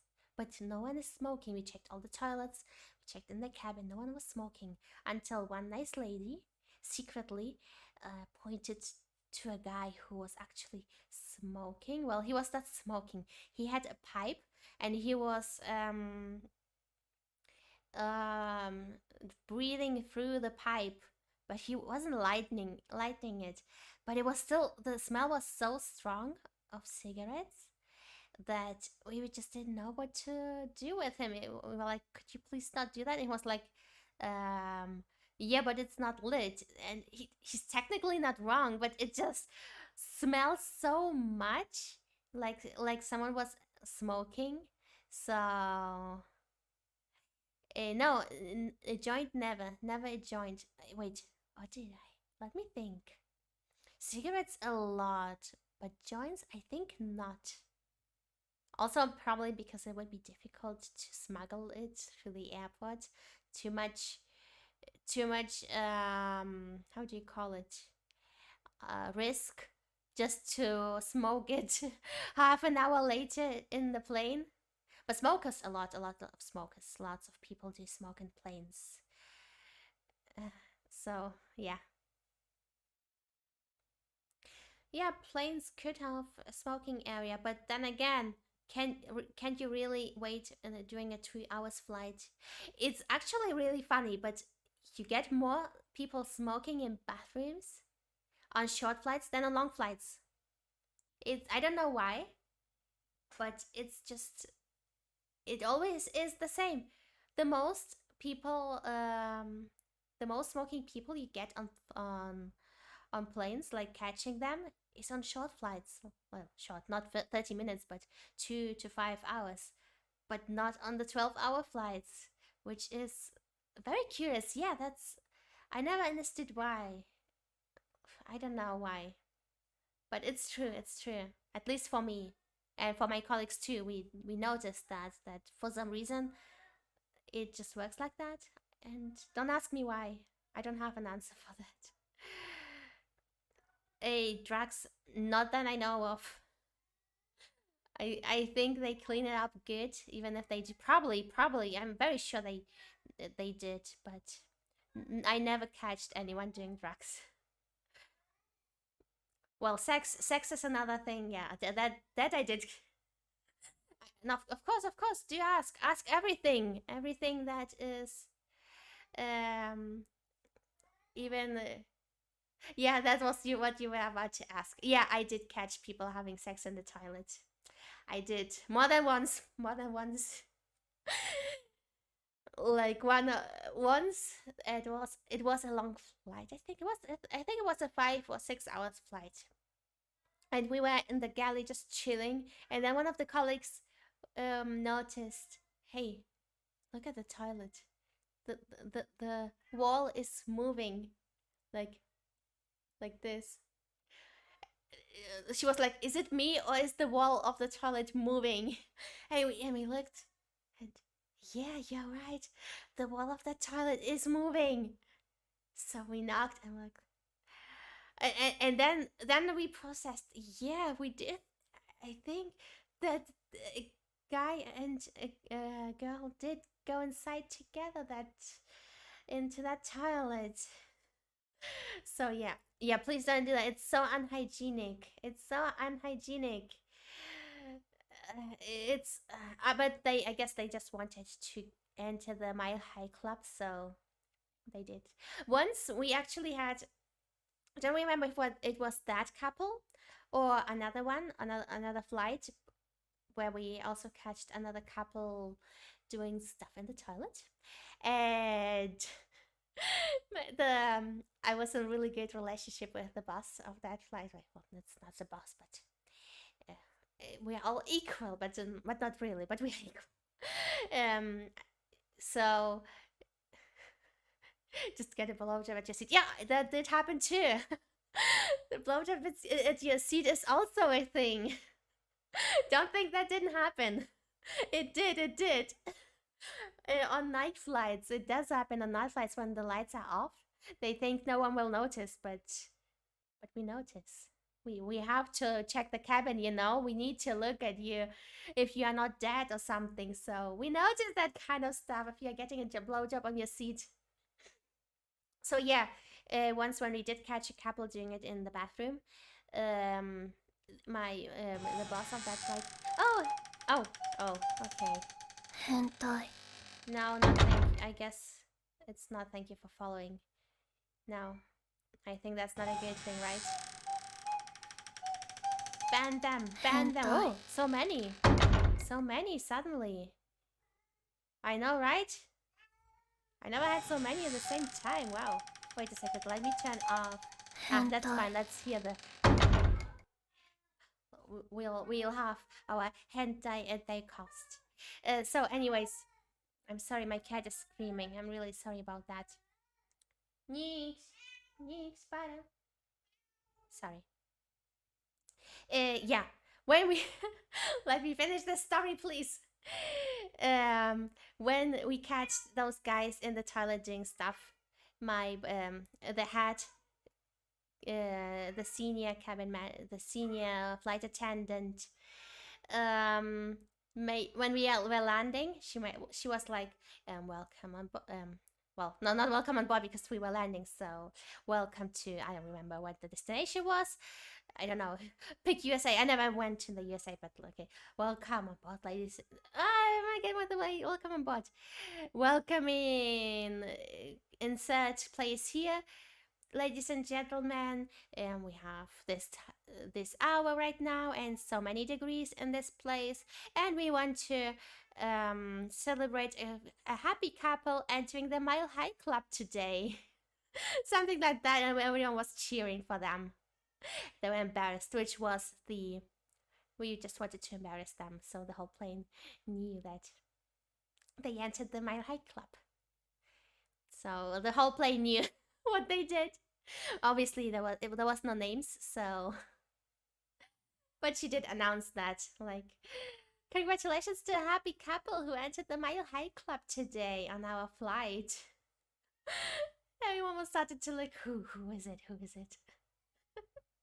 I'm sorry, Icy, for the work you have to do for banning the bots. But yeah, that's something that happened. I don't remember how many times I catch people having sex in the toilet, but a few times. Was good. It's fun. It's always fun. Okay, let's continue. Yeah, but thank you for doing the work. Thank you that I don't have to do that. Okay, let's continue. Cigarette, you can actually use the ashtrays. Exactly, yeah. When you do actually accidentally light up your cigarette. That's right, airplanes built today are still made with ashtrays. Go into the airplane toilet. They are not built, it's just the old place that they just. It's more money to take them out than just keeping them. And you'll see it. The reason why airplanes still have ashtrays is in case anyone does smoke on an airplane, and it's better to put cigarettes out in an ashtray instead of putting them into a trash can. So if your brain's going on autopilot mode and you forget smoking is banned on airplanes, then simply use the toilet ashtray. Ah, okay, this is how you accidentally light up a cigarette, because yeah, on auto mode. Ooh, I knew this question would come up. Okay. Okay. So. Oh, wait. Let's leave this here. Okay, this is a whole conversation. Okay, what about flight attendants having sex with each other and the pilots? Yeah, I was expecting this question. I didn't prepare, but I'll think of something. I didn't prepare for any question, basically. I thought I'll just improvise.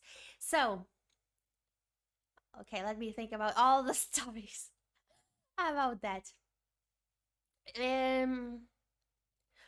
When I first started my journey in the flight attendant world, I went to how do you call that? A job interview. Yeah, to an interview. There was a guy who was from another airline. He had already experience. I didn't have experience back then. Back then, it was just Sia, not Sia, the flight attendant. It was at the beginning of the flight attendant, with like way in the beginning of the story. There was a guy who came from another airline. And he was like, and we were talking. We had some time. We had lots of time there in the waiting room, just chatting between us, and if we had an experience, who had experience, which airline we come from. I didn't come from any airline because that was my first airline. So, and that guy told us he came from another airline. I don't remember which one right now, and I won't be talking about names anyways. So, and when we obviously the always question is, why do you want to change? Why did you come here if you had a job at that airline? And he was like, well, I did something very bad and I got fired for it, but I don't want to elaborate on what I did.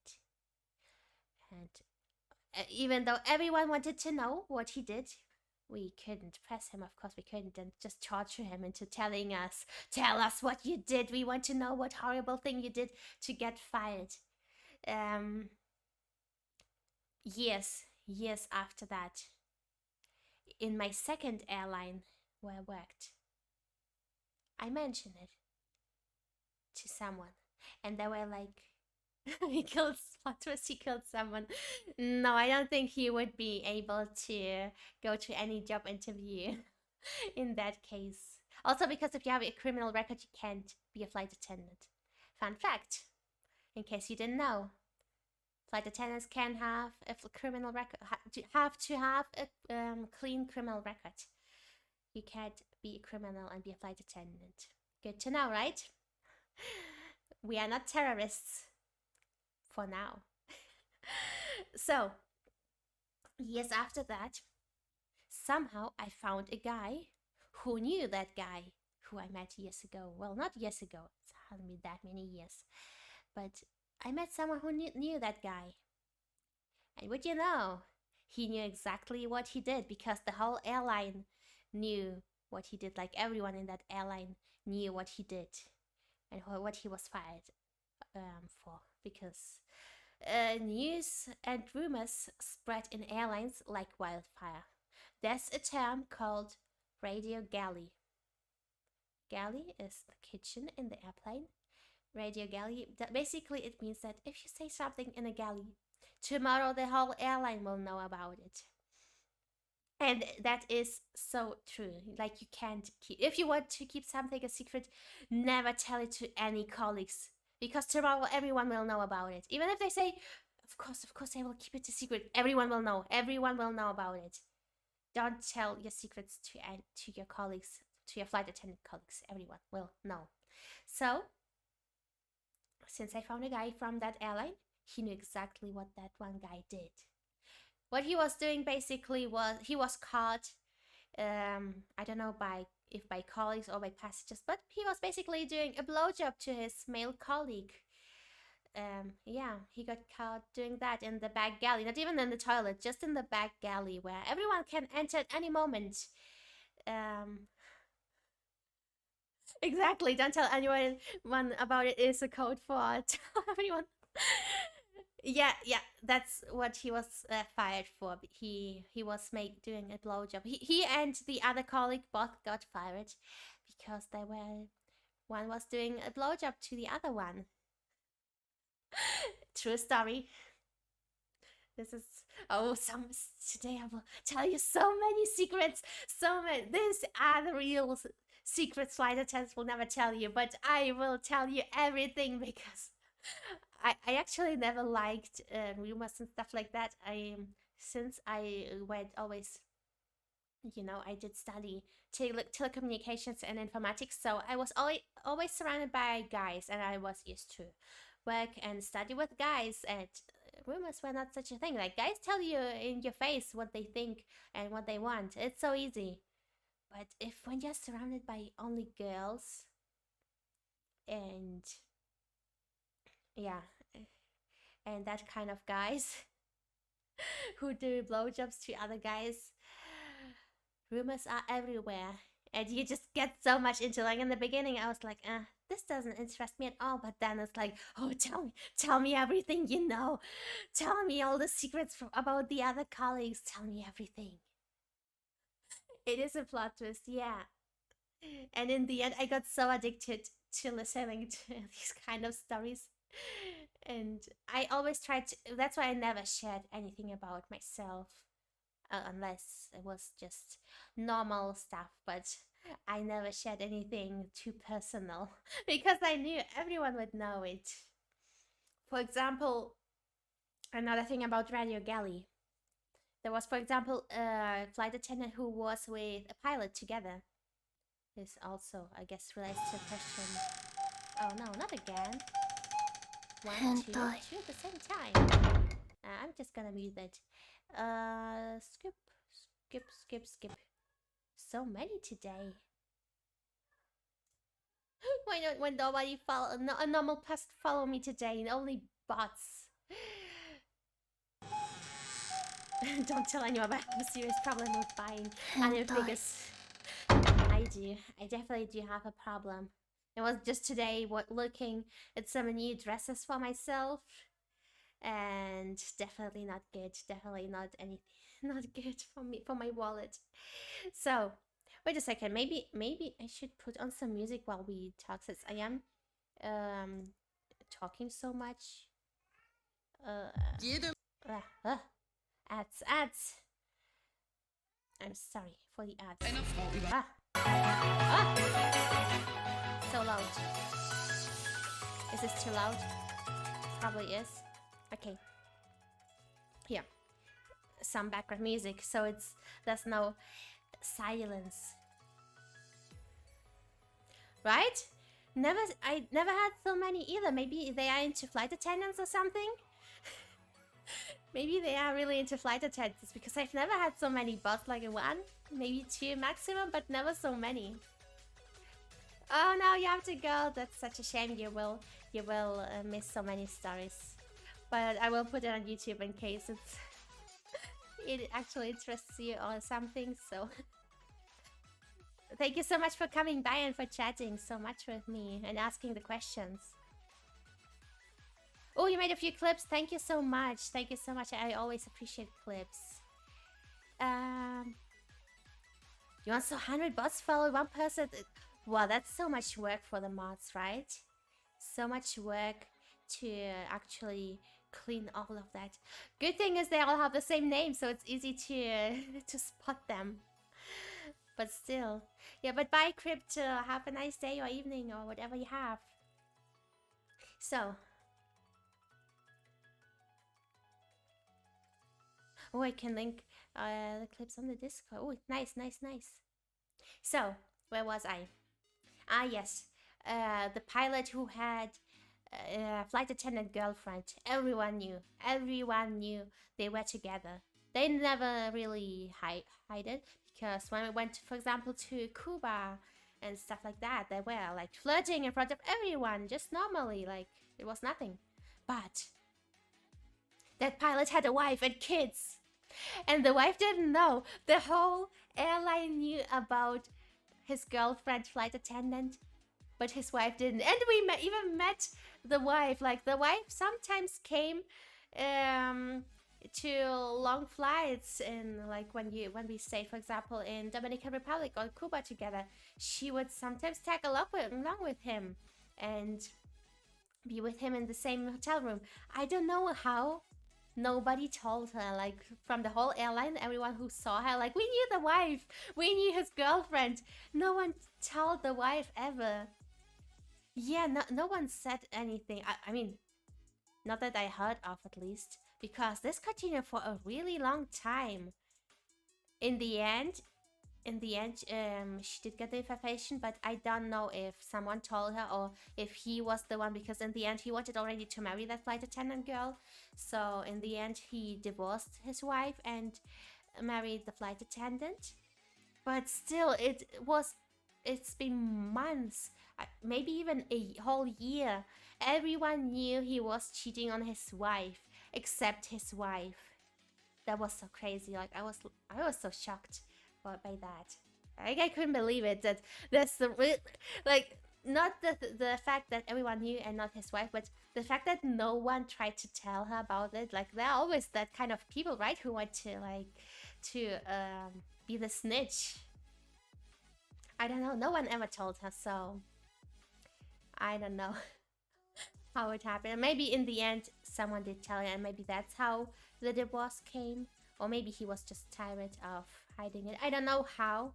But and they still actually live together, the pilot and this flight attendant. They are married, living together happily. His wife probably not that happy. I don't know if she's happy now or not. But to this day, they still live together, the flight attendant and the pilot. So, happy ending, I guess. I'm not sure if that's a happy ending, but okay, let's continue with the video. Wait a second. Bulkhead seats. Let's see what they tell us about that. We have bulkhead seats. Oh wait, I need to turn to put the volume higher, because for the music I actually turn it down. Wait just a second, okay? Just a short break. I'm gonna refill my water bottle. since I'm talking so much today. I mean, I'm usually always talking much, but today even more. And today I'm getting so excited by all these stories that I need to drink more, okay? Oh. So, just a second. Can I actually... I saw people putting ads while they are gone. Can I do that? I wonder. Can I actually do that? Wait a second.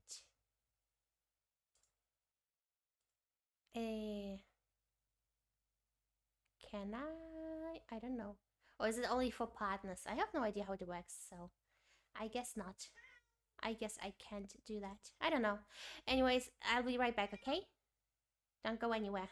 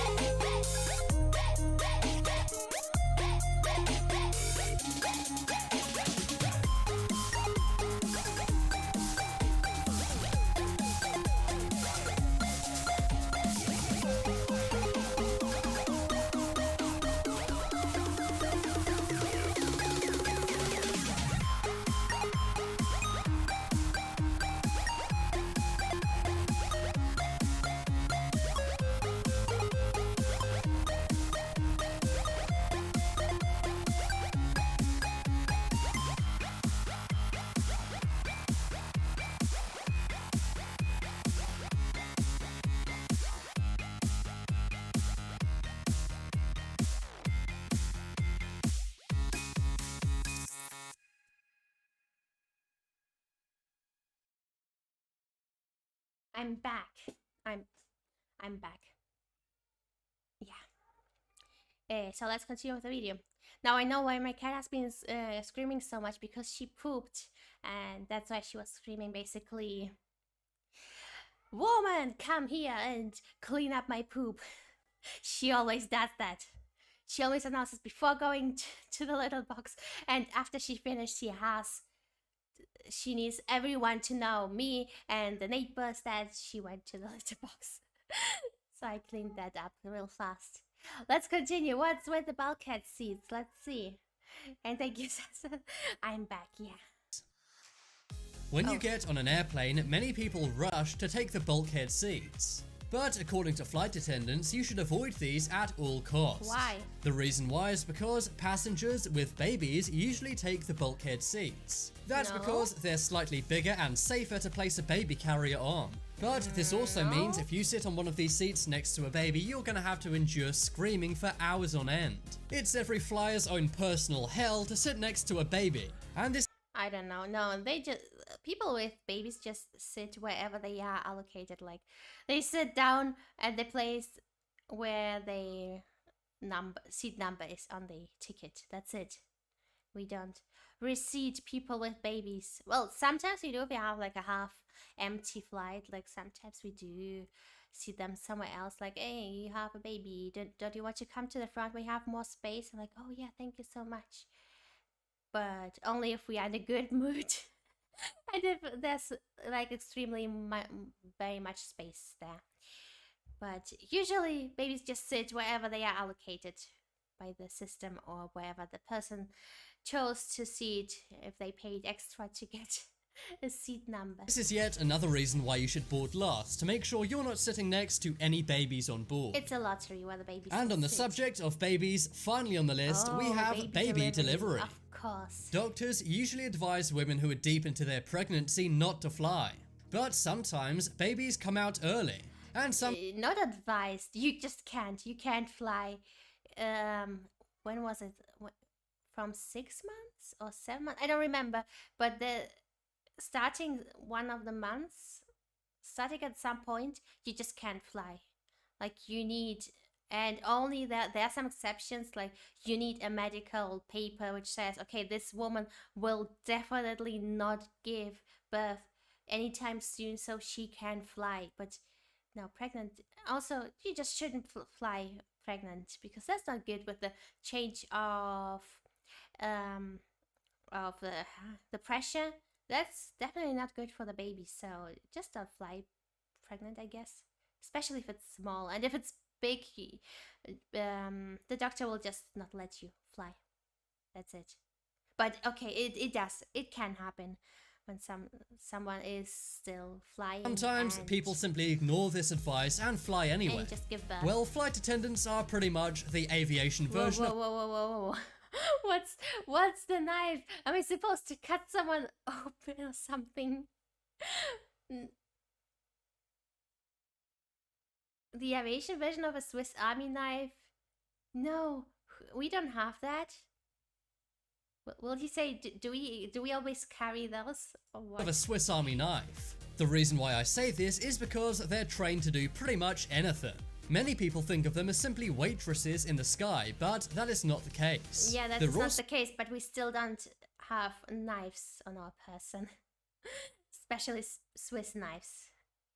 Also taught how to put out fires. Yes. They can also diagnose conditions and broken limbs, Yes. stop nosebleeds, and even do Yes. CPR. Yes. And most unbelievably, deliver a baby. Yes, that's that's right, if your true. water breaks at 30,000 feet, have no fear. You did learn that, but you pray that you will never will need to use that actually.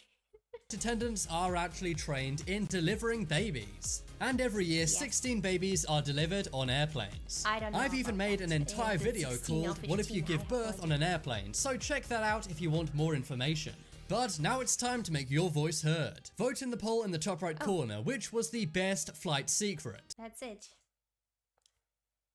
That was the video. But yeah, we are trained for that. So the thumbnail had nothing to do with. I was expecting some nice flight attendant girls or something. Wait a second. She just looked like a colleague. I wasn't sure. She just looked so much like a colleague. Well, anyways, yeah, we are trained to deliver babies and fight a fire. Trained to kill? No, only self-defense. How to tie someone up? That stuff. I mean, how to do very painful stuff to people, so almost kill them but not killing them. Yeah. self-defense, very painful self-defense. Basically, if you want to call it that way. But not kill, not officially kill. Because that's a secret no one will tell you about.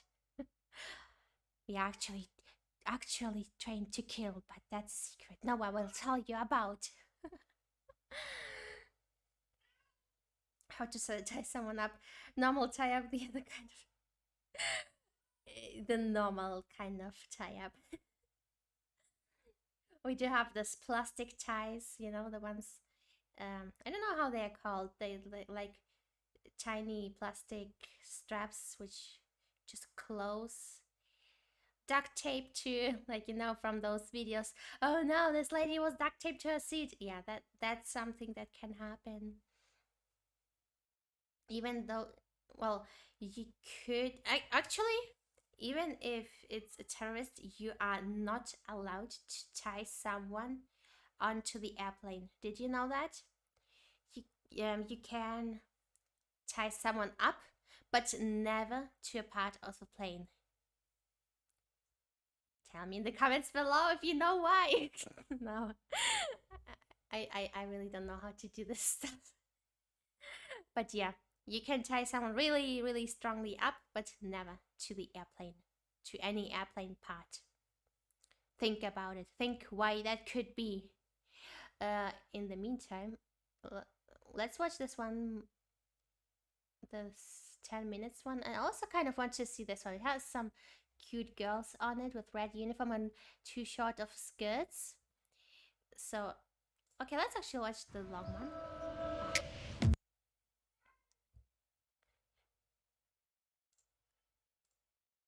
And after this, I will maybe tell you why you can't tie anyone. Even if it's a terrorist, you can never tie anyone up to an airplane part. Charlie, and today we're going to look at what flight attendants notice about you in 3 seconds. Coming up first, we have look them in the eye. One Southwest Airlines flight attendant said something she always notices is if people make eye contact with her. She said she's not suspicious when people do, but she does investigate those who don't. Maybe they're scared of flying or they're feeling nervous. Yes and no, you should do that, but honestly, if you have over 300 people on the plane, do you really think I will look everyone in the eyes and check if they are afraid of flying or not, or whatever? Do you really think I care about checking over 300 people? I think not. So,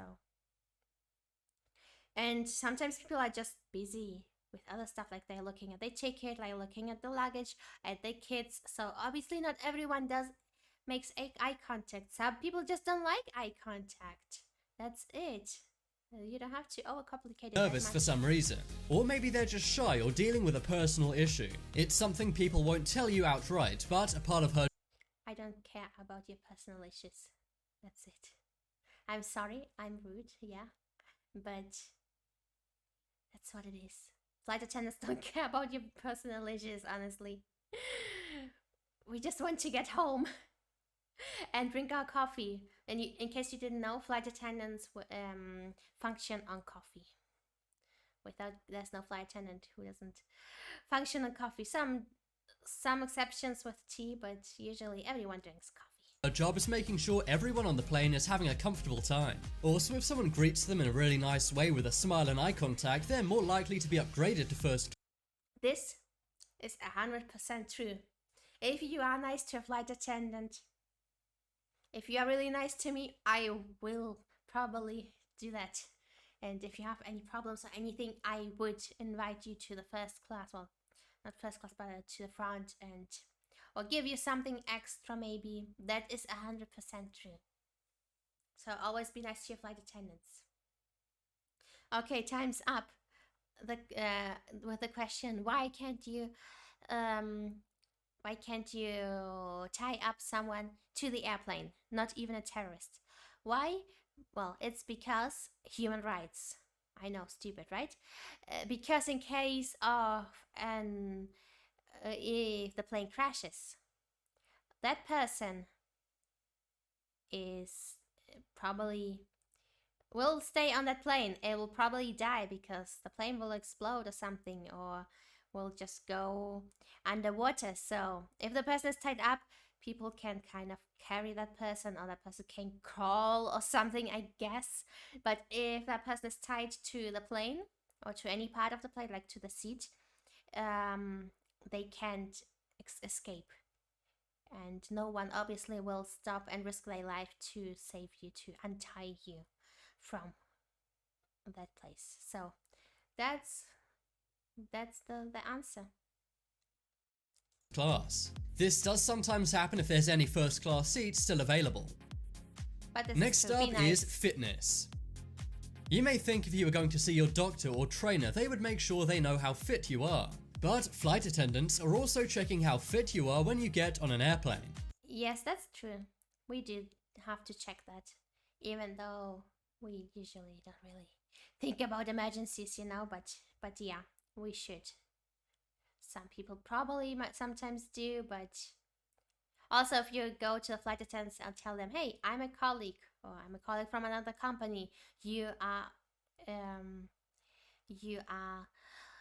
automatically promoted to be the one person who they will come to in case of an emergency. Like, there can be a really strong guy, but they will still choose you because you are trained to do this stuff.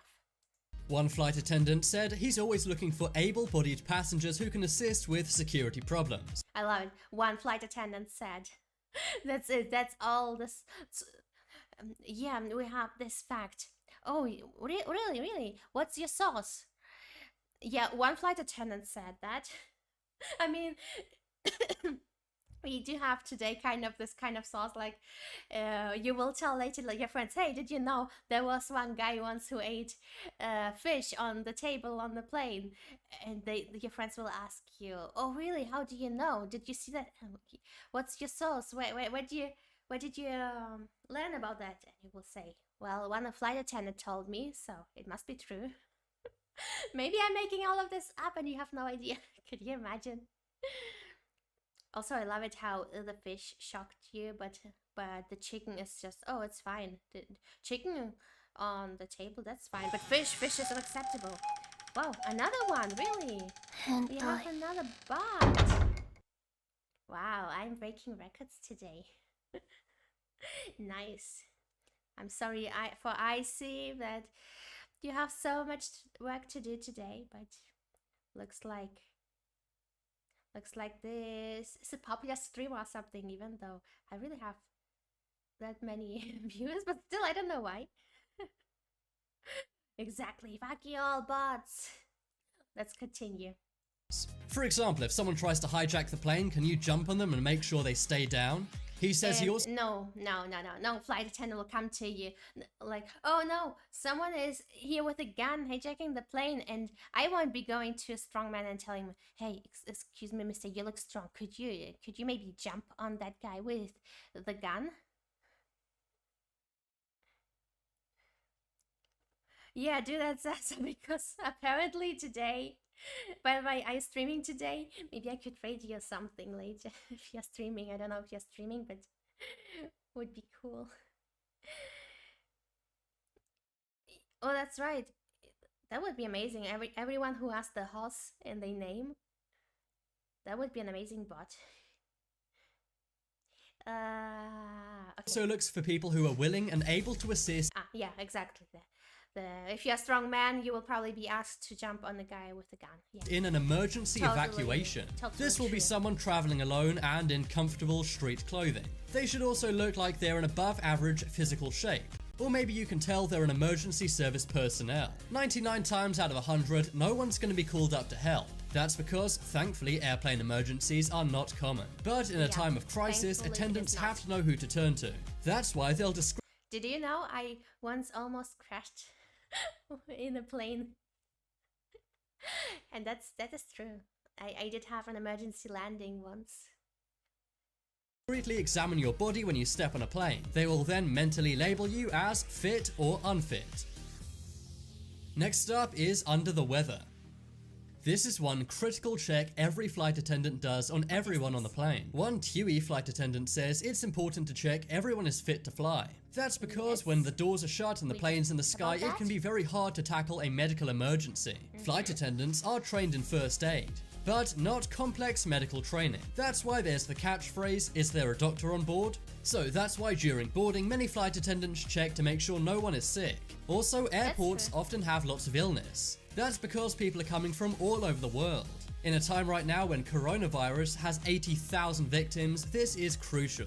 Recently, many planes with coronavirus victims have been put into quarantine, and no flight attendant wants that.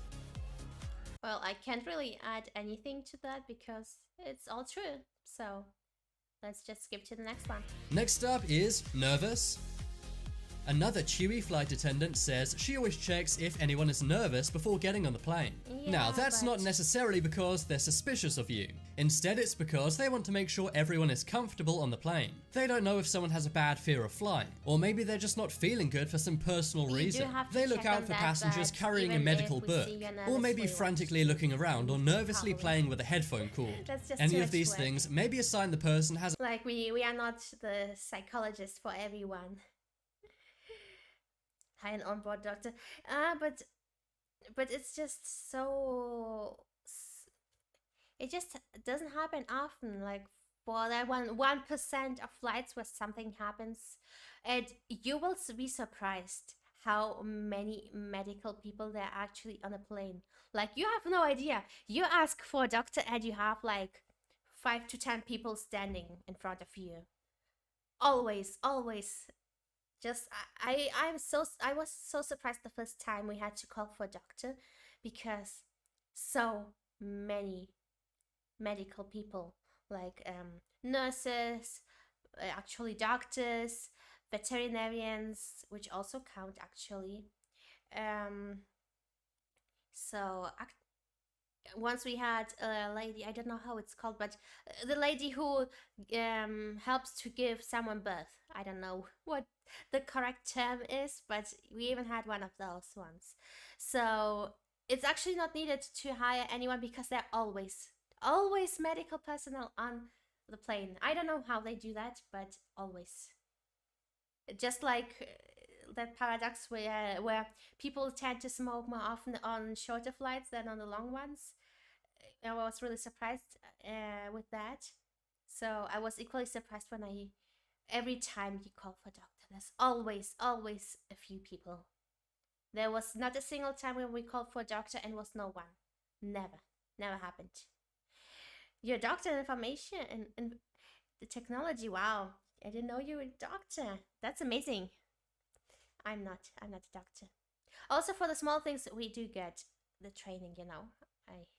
I can kind of treat you. I can treat you well, you know. Okay, let's continue. has a fear of flying. Perhaps they want to hijack the plane or do something terrible. That is one of the other reasons flight attendants check for any nervous flyers. Next up is contraband. I'm a technician too. Everyone knows airports have vigorous checks to make sure no one smuggles anything. Ads. Eigentlich möchte That's again with the politics, right? Yeah. Or not? But did you I'm a technician too, technically, so. But not today. Today I'm flight attendant, yeah, so. Let's see what this is about. know that TSA fails 95% of the time to stop people smuggling weapons, Yeah, that's explosives, or illegal materials. This was So found much out thanks to an just investigation by the DHS. This was found out by a Department of Homeland Security investigation. This means there's still a pretty high chance someone could take something they're not supposed to on a plane. For example, people are known to smuggle their beloved pets onto flights. Sometimes they also smuggle in other things they're not supposed to, for example, weapons or illegal substances. This can put the safety of the flight in jeopardy, and that's why flight attendants Yeah, IT technician. I would say that. Telecommunications and informatics technician, so I guess it is IT. I would say yes. But not today. Not today. What were we talking? Yeah. Once, actually. What, you didn't know I'm a technician? That I'm actually studied IT? You didn't know that? I thought I told that already. That I studied telecommunications and informatics, and I finished that.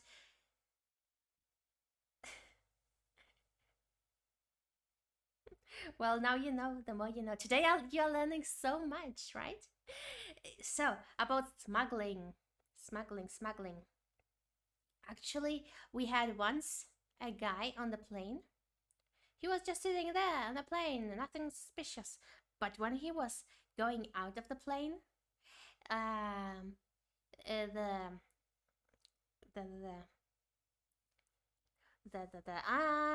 the senior flight attendant, basically, the senior flight attendant noticed something. What was it, you think? It looked like a backpack, but it was actually a parachute. He was the whole time on the flight. During the whole flight, it was a long flight, actually, like 4 to 5 hours, maybe. Not that long, but still kind of long flight. He was during the whole flight wearing a parachute, and it looked just like a normal backpack. We just had no idea what it looked like. The senior flight attendant only knew about it because he himself did some parachute jumping. I don't know how it's called, parachute jumping. Well, anyways, he knew about that theme, so that's the only reason why he could actually recognize what that guy was wearing. And we were so confused because technically you are not allowed to bring a parachute. Like, I don't know why, but for some reason you are not allowed to bring a parachute into the cabin. I don't know if that's actually true, but that's what the senior told me. But still, no one even asked him about that during the control, all the controls to enter the airport. No one even asked him anything why he was wearing that.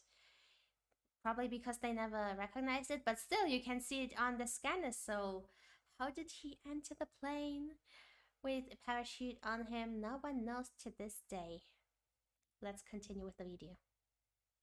Always make sure they know what you're taking onto the plane. They won't go through your bags, but if they suspect you, maybe they'll help you with your bags. Then as they do that, they could take a peek inside. No.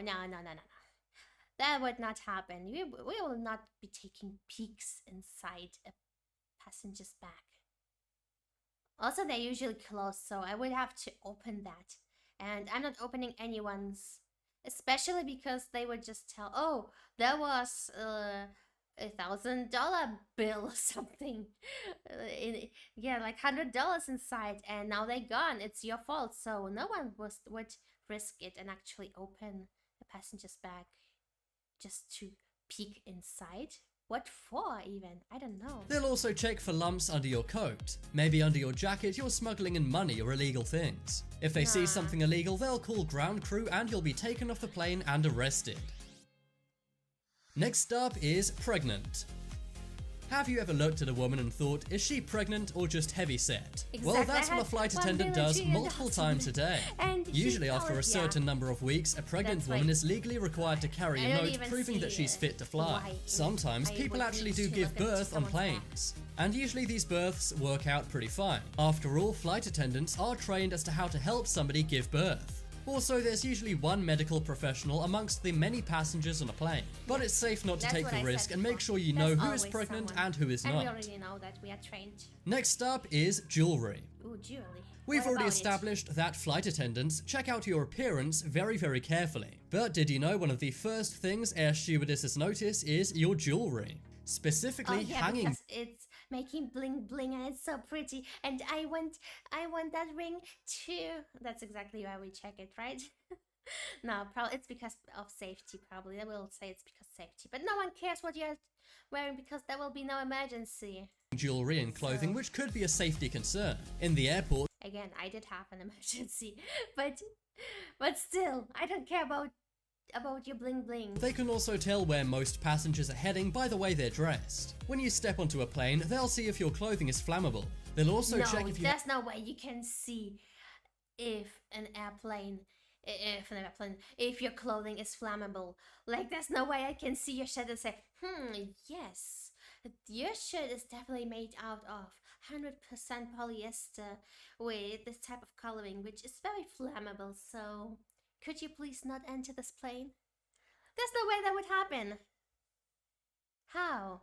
Have any earrings, which could tear a safety slide. Yeah, earrings. That's true. But that would only happen in case of an emergency. Then you would tell everyone to take off their jewelry. But you wouldn't go passenger by passenger telling them, you have still earrings on, you still have your earrings. You have still earrings. In case of an emergency, you don't have time for that. You just tell everyone generally, please everyone take off your shoes, your earrings, stuff like that, and that's it. No way we are checking everyone. If you were to evacuate the plane. Coming up next is drunk. Oh no, the drunk. One thing many people do before flights is get hammered in an airport bar. Yes. One flight attendant said they're trained to The English. I'm sorry if this sounds racist, but when I had flights from England, from London, there were so many drunk people. You can't even imagine. And when they are drunk, they are like wasted drunk, not like normal drunk. Oh, you look very flammable today. Yeah. As if I had this type of power. I wish I had the type of knowledge on seeing someone in their clothes and say, yes, your clothes will burn really good. Where did they get this information? to make sure they can notice intoxicated or aggressive passengers. They're also trained in basic Taekwondo techniques in case of any aggression in the sky, but stopping anyone. Ooh, looks like I know Taekwondo. That's cool, right? I had no idea. I'm so cool actually. I can see the materials of clothes. I can make Taekwondo. I can tell a strong guy to jump on another guy with a gun. I have so much power. I had no idea. I'm cooler than I thought. Anyone who's too drunk to get on a plane Even is their I'm main learning goal. stuff today. That's why if you're acting disorderly or really drunk, they will ask you to step off the airplane. Yeah, that's true. We can deny someone to enter an airplane if they're drunk. Like if they see that, if it's the aggressive type of drunk or the sick type of drunk, we can just say we don't want that guy on the plane, and they won't fly. That we have that power, okay? We can deny. If I don't like someone, I can choose if I don't want them to fly. But there have to be reasons. Like I can't just say, oh, I don't like this guy, let's not let him fly. Not to that extent, but and we would have to tell it the pilot. But the pilot usually just says, do what you need to, like do what you think is right. So if you say, I think this guy will cause trouble, the pilot would say, okay, then we'll just leave them. Usually pilots just say, yeah, do whatever you want. So it's fine. It's fine if you have a few beers before your flight and then fall asleep on the plane. But if you come on shouting, swearing and wanting to fight other passengers, that is going to be a big problem. Next up is talkative. Talkative. This is a small thing, but flight attendants will really notice if you're chatty. One flight attendant for American Airlines says when she says hello to a passenger, if they respond back, she'll think, wow, that person's really nice. She will then make sure to help them with anything if they have the need for it. Usually everyone responds back. I don't know. Unless they are like extremely busy or extremely rude.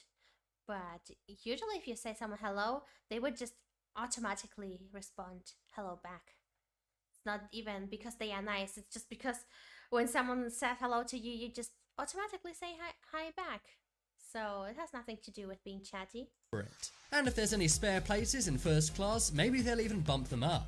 So when you get on a plane, it really... You'll have to do more than just say me hi to get upgraded in the class. Just so you know. You'll have to be nicer than just saying hi, because almost all of the plane just says hi to me. So that's fine. That's just how it works.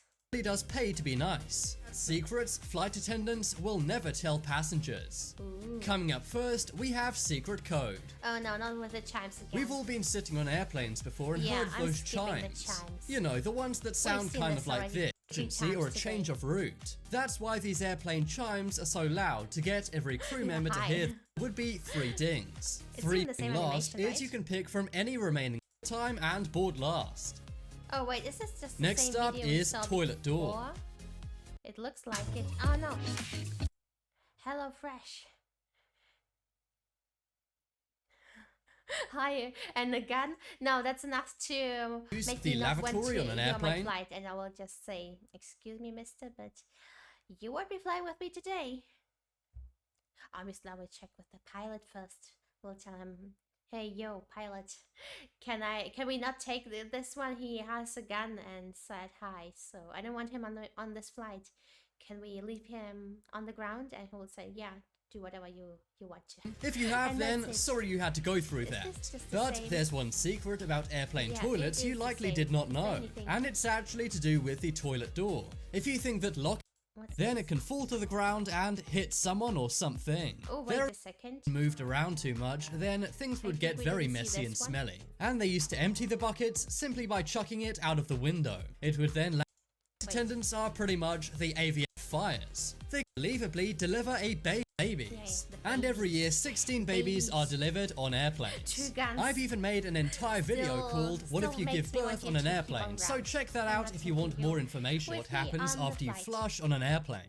One of the great mysteries yeah, of the the world mystery seems to of be the how toilet. airplane toilets work. Well, the system we use today was invented in the 1970s by a guy named James Kemper. Before then, passengers on planes would simply have to do their duty in a bucket. If there was any turbulence or the plane moved around, I have no idea if that's true. I was not even born back then, so I can't really tell you if it's true that passengers did it in a bucket back then. I'm not sure if that's true, but I can't say if it's. I can't deny it either because too much, Listen, then I have things no would idea get if very it's messy and smelly. And they used to empty the buckets simply by chucking it out of the window. Yeah, that is it would true. then land on someone or something below. World War II fighter pilots hear would that also a have to guy do died their from business this. in a bucket. And sometimes they would empty the bucket over their targets. Some would actually call that No, biological none of this. warfare. But today we I have did what's hear known that as one the guy chem died because a poo fell on his head or something, but I don't know. I don't know if that's true. vacuum system. This first appeared in 1982 on a Boeing plane. The system uses a blue liquid known as SkyChem. That's right, that blue liquid isn't chlorine or just coloring. Instead, it's a chemical specially developed for airplane toilets. Wow. The toilet also has a non-stick coating and a vacuum suction. Because of the loud noise when you flush an airplane toilet, many people think the waste is being sucked out of the plane. After all, if you opened a plane door mid-air, this would cause a similar noise. That's because the pressure of being so high up would cause a vacuum. Well, on airplane toilets, there is actually a pneumatic vacuum that's used. When you vacuum suction, after all, if you opened a plane door I love it mid-air, how this would cause a the similar flight noise. attendant's like, "Thank you for flying with us. Come back soon, or please don't. But please, this is the way out. Please disappear into the void." Look how happy she is. Look how happy that flight attendant is that the guy is leaving. Finally, he was probably very annoying. So, but she would fly out too, you know, because physics. Noise. That's because the pressure of being so high up would cause a vacuum. Well, on That, and you can't actually open a door all the way up there because the pressure wouldn't let you open the door. So that's that. airplane toilets, there is actually a pneumatic vacuum that's used. When you press the flush button, a valve opens at the bottom of the toilet bowl. A pneumatic vacuum then swirls all of the contents and puts it into a waste management system. This is basically a tank inside the plane that collects all of the waste in that blue liquid known as That's true. SkyChem. But one And in winter, actually, when it's really cold, they have to add more liquid. If I don't know if it's the same liquid, but they have to actually put another type of liquid, I think. I don't know if it's the same, if they have just to put more of that same liquid or another type of liquid, but because there's a big problem in winter, that poo and pee, it can just freeze and then it would get stuck in there. So you have to defreeze all the waste. So here's another cute little information for you. Frozen poo Big myth everyone believes is that the captain of the plane can detach the toilet tank and send it into the ocean. This is actually a myth, and there's no button which allows the pilot to just empty out the waste. Just imagine if that button was accidentally pressed. It's not a good idea to have. But if that's the case, then what are all these reports about blue ice falling from above? Well, this is usually a leak of the sewage tank. That sewage then freezes mid-air as it's falling because it's so cold up in the sky. Then it can fall to the ground and hit someone or something. There have been actual cases of this happening that I'll talk about in a moment. But if the captain doesn't empty the waste, then how is it removed from the plane? Well, the passengers will actually never see this bit. At the end of the flight, after the passengers are off the plane, someone will attach a hose into the plane. This then vacuums out the waste management system into another tank on the back of a truck. Then, once the waste is on that truck, it's emptied out with the rest of the waste from the airport. And then it goes into the sewers just like any other toilet in a house. But on that note, has anyone ever been seriously injured? I never got that far of information. I did see them emptying the tank, but I don't know where it actually goes. Well, today I guess I learned something new, that it actually goes into the sewers. By falling waste from an airplane. You may think this is a rare occurrence, but it's surprisingly common. In the past 10 years, 27 blue ice incidents have been reported. Some of these have smashed car windows, and some have even gone through people's roofs and destroyed their homes. Recently in Salt Lake City, one woman was actually hit by some frozen sewage. She thought it was a small blue bird at first, but after it hit her, she realized it was a large clump of airline waste. The reason why it's blue is because of the sky chem they keep in the waste management tanks. It turned out it had leaked from the plane and hit this woman. Also, one girl's Sweet 16 party was rained on by plane waste. Wow. Yeah, not exactly the birthday wish you could have hoped for. One couple's expensive RV was also wrecked by a piece of falling waste. A woman in India was also badly injured after some airline waste the size of a football fell on her. And one day a couple having a nice evening on their patio in New York had waste all over them. They realized it was from an airplane going from JFK Airport. But all of these people could have actually cashed out if this happened to them. You can be compensated by the airline if this happens to you if you know the plane it came from. And some say they may compensate you up to $10,000 every time. Maybe I should stand under more flight paths. For normal people, I guess it's not that easy to know which plane it came from. You would have to check it like really fast. Right after it happened, you would not need to check on your flight radar or something. What plane just flew over you?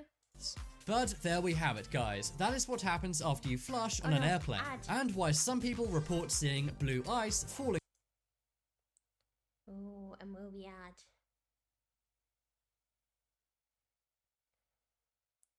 Oh, it's unskippable. I hate unskippable ads. Pay me instead. I have to be honest, I always thought the pilot simply dumped it in the ocean, and I had no idea the trucks at airports actually suck out all the waste from airplane codes pilots don't want you to know. Ooh. Coming up first, we have 7500. This may seem like a string of random numbers, but if you ever hear this, I don't know much about pilot stuff, so let's see. Then you're in trouble. One of the biggest issues during an in-flight emergency is a pilot not being able to communicate the emergency to other people on the plane. Of course, I don't mean the passengers, but instead the crew, and more importantly, air traffic control. Sometimes they haven't been able to do this, and army jets have not been scrambled. The plane then has the emergency and it simply crashes to the ground. Well, one of the worst codes you could hear over the intercom is 7500. This means the plane has been hijacked. A lot of the time during plane hijackings, the passengers don't even know. That's because they may use a threat to try and keep all of the crew quiet. And sometimes hijackings can even come from a co-pilot or a crew member themselves. So if you ever hear 7500 on an intercom, then it's time to panic. I did hear about that. Next up is Code Adam. But no. In 1981, a boy named Adam Walsh was taken from a convenience store. Someone had sadly taken him from his mother and then took his life. The terrible crime inflicted on this 6-year-old boy shocked the entire country. But that's why we now have Code Adam on airplanes. not the case. Code Adam means that there's a missing child on the plane. Now, this could either mean that a child has been taken from a parent on the plane, or it means someone's taken a child and they're trying to get away with them on the plane. more like According to the second- Center for Missing Children, this happens in this quite case, a not the lot. first So if you ever hear Code Adam on the plane, it means a child is being taken. Next up is 7600 or 7700.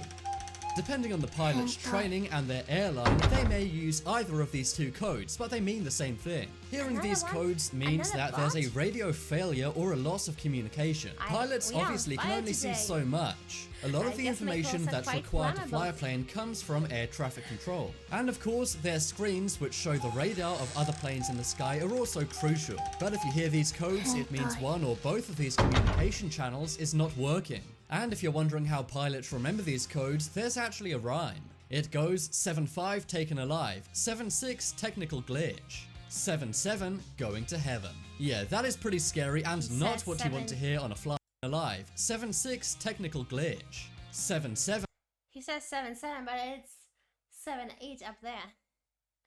But okay. going to heaven. Typo, I Yeah, guess. that is pretty scary and not what you want to hear on a flight. Next up is Jim Wilson. This may sound absolutely stunning, but sometimes people pass away on board a flight. Every year, about 50 people pass away mid-air. This can simply be from old age, or maybe a heart attack on board. Some people even pass away from peanut allergies from people bringing food onto the plane. But the secret code used by airline staff when a passenger's passed away is Jim Wilson. To avoid alarming other passengers, they'll simply say Because there's a it's Jim more like an Wilson on American board. This may also refer to a body in the cargo. But I That's did right, hear along about with that, your like, suitcases, we there do may be know a what few this bodies in the means, cargo. but Think we about don't it, if use somebody it. passes away on vacation, just- then they need to be taken back to their home If this turf. happened, we would And there's just no special whisper planes it that do this. In quietly, fact, like, commercial we have- planes do it every single flight. have a It's problem said now. that on about 10% of all flights, there's a body being transported below. And that body is often referred to as Jim Wilson. Next up is Code Bravo. Code Bravo is another very scary code you do not want to hear. This is actually a code to distract passengers. The flight crew will use this phrase to distract any passengers from actual danger. That way the passengers are focused on something else and not the real danger. And thus the pilots and crew can take care of that without any interference. One big issue when there's a danger on board is passengers trying to be heroes and butting in and getting in the way. So to prevent this, Code Bravo is what's said. Next up is air pocket. If you hear on the intercom that we're approaching an air pocket, then hang on. Make sure your seatbelt is buckled and maybe I pull love out the air vomit pockets, bag. Actually, I love them. It's just so fun. I don't know. It's just so fun for me. I love those. It makes a flight more exciting. That's because an air pocket means you're going to experience some extreme turbulence. Basically, an air pocket Well, is a nice no. No. Don't confuse. Please don't confuse an air pocket with extreme turbulence. Extreme turbulence is like really, really bad. Extreme turbulence is when if you're not holding onto something, your head will bump onto the ceiling. An air pocket can be a small pocket too. It doesn't have to be extreme. nicer way of referring to having a very bumpy ride. And they use this code because many passengers are scared of turbulence. Next up is blue juice. No, this isn't some kind of delicious secret cocktail only the pilots know about. In fact, blue juice refers to the toilet water on the plane. For example, if they say we have a problem with the blue juice, this means the toilet water spilled out. Also, if you hear the phrase we're dumping the blue juice, it means they're letting the toilet go over the sea. This is Okay, wait. Before I forget, I want to tell you actually a story. Story time again. So, okay, let me think about the story. So there was once, it luckily didn't happen to me, but another crew, my colleagues, again, everyone knew about that happening. Basically, they went to Cuba, I think. I'm pretty sure they did go to Cuba. And the plane was full, like really full, no space, no seats, empty. And for some reason on that flight, everyone wanted to go to the toilet for some reason. I don't know why, what, if something happened, or just personal needs of the people, but everyone was going to the toilet. And the waste tank, the tank where all the poo and pee goes, was full. Like really full. So full that there was no more space for any more pee pee poo poo. So when they landed, I don't know if it was the landing which was a little bit bumpy, since I wasn't there. I only heard about that because there was my colleagues flying on that flight. Or if it was even before the landing with the change of pressure, but the tank was overflowing with poo and pee. So the whole the whole part of the plane, like the down where the luggage is, basically, I don't know how to call that, the luggage place, it was filled with waste, with water, with pee, with shit. It was all filled. All the luggage was wasted with waste. All the luggage was full of shit. It was so disgusting. And there was so much of it that even the toilets started to overflow. From the toilets, there was this brown, yellowish, bluish liquid coming out. The whole plane was just smelling like poo and pee. And the unfortunate colleagues that actually checked in their luggage, well, later that day, washing their luggage in the showers of the hotel because it was full of shit. I'm so lucky I wasn't on that flight. But anyways, I never check in my luggage even when I fly to Cuba or any long destination, because when we flew to Cuba, we used to stay there for a whole week. So some girls just need 3 luggages for some reason. I don't know what they put in there for 1 week. I'm fine with just one small suitcase, and I take it with me upstairs, not down to the check-in place. I just take it with me because I like to see my suitcase. I like to have it with me, and I don't need that much stuff. I don't know why people would need 3 suitcases for 1 week. There are people like that, but I'm not one of those. So even if I was that, my luggage would be probably fine. But the plane was not fine. Not even the cabin. The whole cabin was just stinking. Yes, and I think this is the most appropriate face for this story.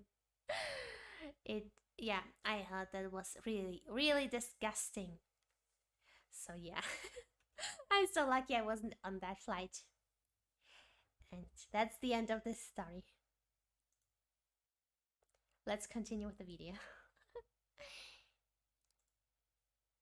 It's actually how they empty airplane toilets a lot of the time. I have so many stories of these. Like the ew stories and the what the fuck stories and how does that even happen stories. I was looking forward to the stream to tell you all these stories. But according to airline attendants, the toilet water is the same water that you drink. No, that's not true. That's not true at all. That's a myth. This in many videos before, but that's the reason why no crew on a plane will ever drink water. But that's true, we don't actually drink the airplane water, but not because it's toilet water. It's because the water tank doesn't get cleaned that often like we would like to. So yeah, that basically it's because of that, not because it's toilet water. Tea or coffee? We do drink tea and coffee. Like, we do drink that water. If it's been boiled, it's fine. But never the raw water. Oh my, another one. PogChamp. I see. Guess this bot is my PogChamp. Let's continue. Next up is crotch watch. Okay, that's kind of a crude code, but it's actually something only the crew knows about. If a pilot says this, it's basically asking the airline attendants to check everyone's wearing a seatbelt. It may not be eloquent, but it gets the point across. No, they just tell you, cabin crew, please secure the cabin or something, and you check the seatbelts. There's no need for a code for that. To the crew that they need to check everyone is wearing a seatbelt. You may think that's kind of pointless because in a plane crash, a seatbelt may not help all that much. Oh no, it's not to save you from an air crash. It's so your body gets if in case you die, and you will probably die, it's so they can see whose corpse it is, so they can check it with the list on who sat on which seat, so they actually know whose dead body this is. But it's a legal requirement for them to check that every passenger is buckled up before they take off. Next up, we have all cool. They didn't even mention that. I thought it was a nice... Well, I gave you more information than they did. Now you know. It's to identify the corpse. That's why even if you are crashing, everyone wants you to wear the seatbelt so your corpse can be identified. If you hear all cool, this means something may be very, very wrong. For example, a pilot may say flight attendants, doors to arrival, cross-check, and all cool. According to one former pilot, this means that they want kind of a conference call for all the flight attendants. Yeah. The pilots may want to tell them some new information which has just come up. Or maybe they want to gather all the flight emergency landing, so attendants to tell them that an emergency landing will have to take place. even though the code, it's not all call, like every airline has its own way to say it, but yes, there is usually a phrase. So the senior goes to the flight deck, and then they will tell the senior what's happening, how much time is left until we all die. No, that's not what happens. But yeah, but yeah, you get the time, how much time you have to prepare the cabin, and then the senior comes out and tells it to the whole crew, and then we all die happily together. Yay! When you hear all cool, it basically means all crew report to the cabin. Spreading positivity. Next up is last minute paperwork. That's what I do. If you hear this phrase, then get ready to make yourself comfortable. This code means that there's an issue with the plane before taking off. This is usually something major, like an issue with the plane's weight and balance. This means the plane may need to be adjusted and it will take a long time. Sometimes last minute paperwork can mean a 2 to 3 hour delay. This is because they may need to reconfigure the entire plane's hydraulics. But it's a good thing that the pilots spotted this, as if they didn't, the plane could fall out of the sky. Next up is holding pattern. If you hear holding pattern, then you'll be in the air, but it means you won't be landing anytime soon. A holding pattern is basically a number 8 shape that the plane will have to fly in. That's simply because there's delays on the airport's runway. There are too many planes on the runway thanks to delays or bad weather, so the plane can't land. So that's why the plane simply has to fly in the number 8 shape above the airport. But again, this would not be announced in a code. This would either be also told to the flight attendants, but usually it will just be explained on the interphone, like to everyone. It would just be told to the passengers, like, look guys, this is what's happening. We can't land right now because there's a waiting line to land, so we have to stay a little while in the air, and that's fine. Like, you don't need codes for that.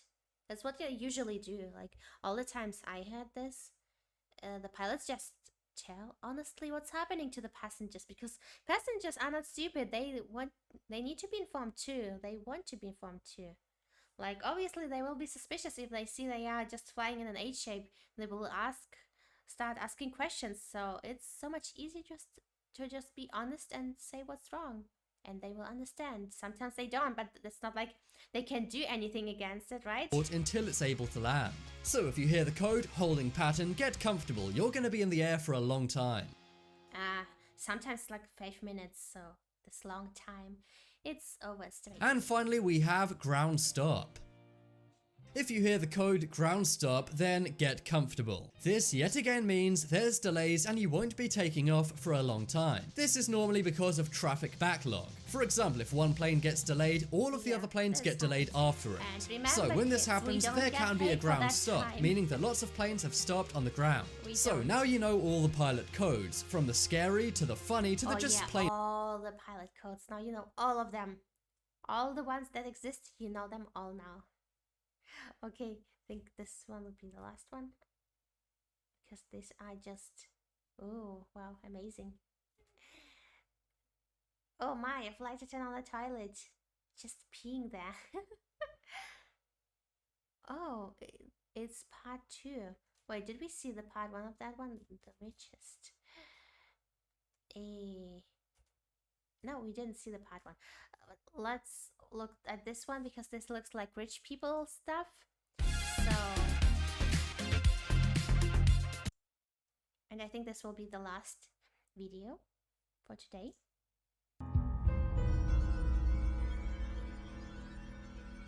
Let's see. Want to see more cool videos on our channel? We do, so press this bell and enable to send notifications. Press the bell on my You travel the world, earn a lot, and you get to meet a lot of people. And you also get to be in the heaven of clouds for 24/7. Wait a second, is it too quiet? Because I kind of think it is. I'm gonna turn a little bit up the volume. But like any other job, there is always another side to the story. We are always intrigued to know what it's like to be part of the show. Who knows what the actual reality is, I didn't right? even think about well, it. this got us thinking, How and we actually wonder shocking what it can be to normal shenanigans people flight like for me. attendants do when they are on board. It's Well, if you ask me, everyday I still cannot get over the things that you movie just see Snakes that. on a Plane. I make sure not to wear those leis for sure. So here Oh are some no, of the snakes much on a hushed plane. secrets which flight attendants prefer not to tell the passengers. Just a thing. So just a fun fact. Snakes are not allowed on airplanes. Because they could escape. And there's no way you will find one if it escapes. So, the more you know. Number 10. Talking in code. If you fly frequently, first of no, all, not the we code envy again. you. Don't- Second of all, don't tell you me about the must there is chance again. choppy air ahead. 2 blips means that the aircraft Yeah, is at no thank 10,000 feet in the clouds. Dead Just in the imagine, clouds. What's you this? are on a long flight, and it's nighttime, and when you look around, everyone is dozed off in sleep. Seems like a pretty normal scenario, right? But what if I tell you it is actually not? Although it happens rarely, it is a possibility that a passenger might decease up in the clouds due to natural death, and we all of the already know cabin about crew this. should be We prepared already for know this that people unfortunate die in the incident. plane. They're mute. And then there are those who like to avoid the number 13. Since we are talking about seats, I wonder which the safest seat on the flight is. If you know that guessed one first already. class seats because of obvious reasons, then you are your employer at work when he or she 7, sleeping in the sky. You might get a side-eye from your employer at work when he or she sees you yawning or dozing off, which is not much of a deal breaker. But what if you were flying a plane with passengers and you were actually dozing off? forget No, about I am not kidding. This is what sleeping, half of yeah, we don't know panic. that. They slept because they could always rely on their co-pilot and autopilot. Well, I'm not that they can take a quick nap during the long-haul flights. Number 6. Not the cleanest. Yeah. Guess what the dirtiest... Generally, airplanes are so dirty. I always need to shower after I flew in an airplane because it's just so disgusting. It's so disgusting, airplanes. part of the plane might be. No, it's not the washroom, although it might be the second dirtiest. It is actually the tray tables. Yeah. A flight attendant of JetBlue told Business Insider that people constantly lay their heads on the tray tables, rest their feet on them, Yeah. and change baby diapers. Yes. She further said she would never eat off it, even No. if it was sanitized. Well, that makes 2 of us now, JetBlue flight attendant. There are also unsanitary did. incidents which occur in the lavatory or passenger But now you know that feet on the table is not the worst thing you can encounter there. seat, which the passenger I've rarely seen worse. sees. She said, just so you know, if you are in the lavatory and if you are barefoot, it is definitely not water on the floor. Maybe I should wear a white Yes. cleaner suit next time. I've seen it so many times. People going barefoot. through the airplane into the toilet. It's like, no, don't do that. Why? You have no idea how dirty that floor is. It's not getting really cleaned. Like, they just clean the obvious things and that's it. Once I had actually an older lady, not making fun, but still, probably you should know. There was, wait a second. Yeah. So I had once older lady going to the toilet, and basically what happened is she didn't get to the toilet in time.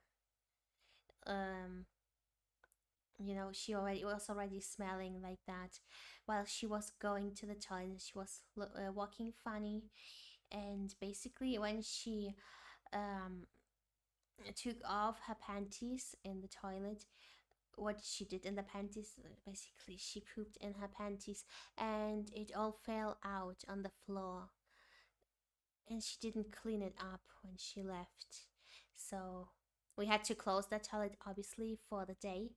We just closed it and that toilet was closed. But yeah, I don't know what else to say about that. I'm not making fun of the lady, it's just that this kind of stuff happens. So please never walk barefoot in the toilet, because they would just take away the poop from the floor. Probably just do 1, 2, 3 with a mop, and that's it. There's no, they didn't disinfect it properly. I don't believe in that. The cleaners have very limited time to clean an airplane, and they don't have that much of cleaning supplies, especially depending on which country you are in. Some countries use like very cheap diluted cleaning supplies, so never ever go barefoot into a toilet. End of story. Now you know. An advice from Sia: never go barefoot into the toilet, generally in the airplane. What if they think I'm an astronaut and they try to ricochet me off into space? I don't want to go to space. Who knows? It might be dirtier up there. Number 5. Water?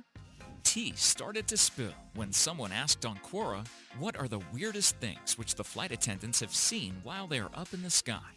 Flight attendants literally started saying that they do not drink hot water on the plane. Oh wow, that's the strange. You get asked, what's the strangest thing you have ever seen on the plane? And you go, oh well, I would never drink hot water. What's that kind of answer? That's not even answering the question.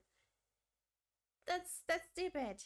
Like, I already said like 20 things more disturbing than water. That's not the first thing that should come into your mind when you're asked, tell me something strange or disturbing you've encountered in the air. Water is definitely not the first thing that comes Since to the mind. water lines have not been cleaned. Can you actually believe this? Even though the EPA has instituted the Aircraft Drinking Water Rule, ADWR, to ensure that safe and reliable drinking water is provided to aircraft passengers and crew, there are a couple of reliable researchers who believe there may be harmful bacteria in airline water. This is probably because the water tanks are not empty. They actually are. Like, I had, there was also a colleague who actually took a sample of the hot water, and took it to her friend because her friend worked in a laboratory or something. And they checked it, and yeah, it was kind of quite bad. It was safe to drink, but it was still very bad. But it was safe to drink, so even though it had lots of shit in it, not literal shit, we already passed that theme, that it's not the same water like the toilet one. That's a separate water tank for that. Emptied very often. You would think they'd be emptied and cleaned at least once a day, but this is not so. So water is just sitting for long periods of time in what appear to be not so clean tanks. Yeah. Another flight attendant who has 4 years of experience says that she brings her own 4 years, so much experience. I mean, it is an okay experience, but they is saying it like it's been 20 years since she worked as a flight attendant. Water, since the plain water is not the best. Well, I don't know Wait, about what? you, but I missed plain water is not. Who has 4 years of experience says that she brings her own water since the plain water is not the best.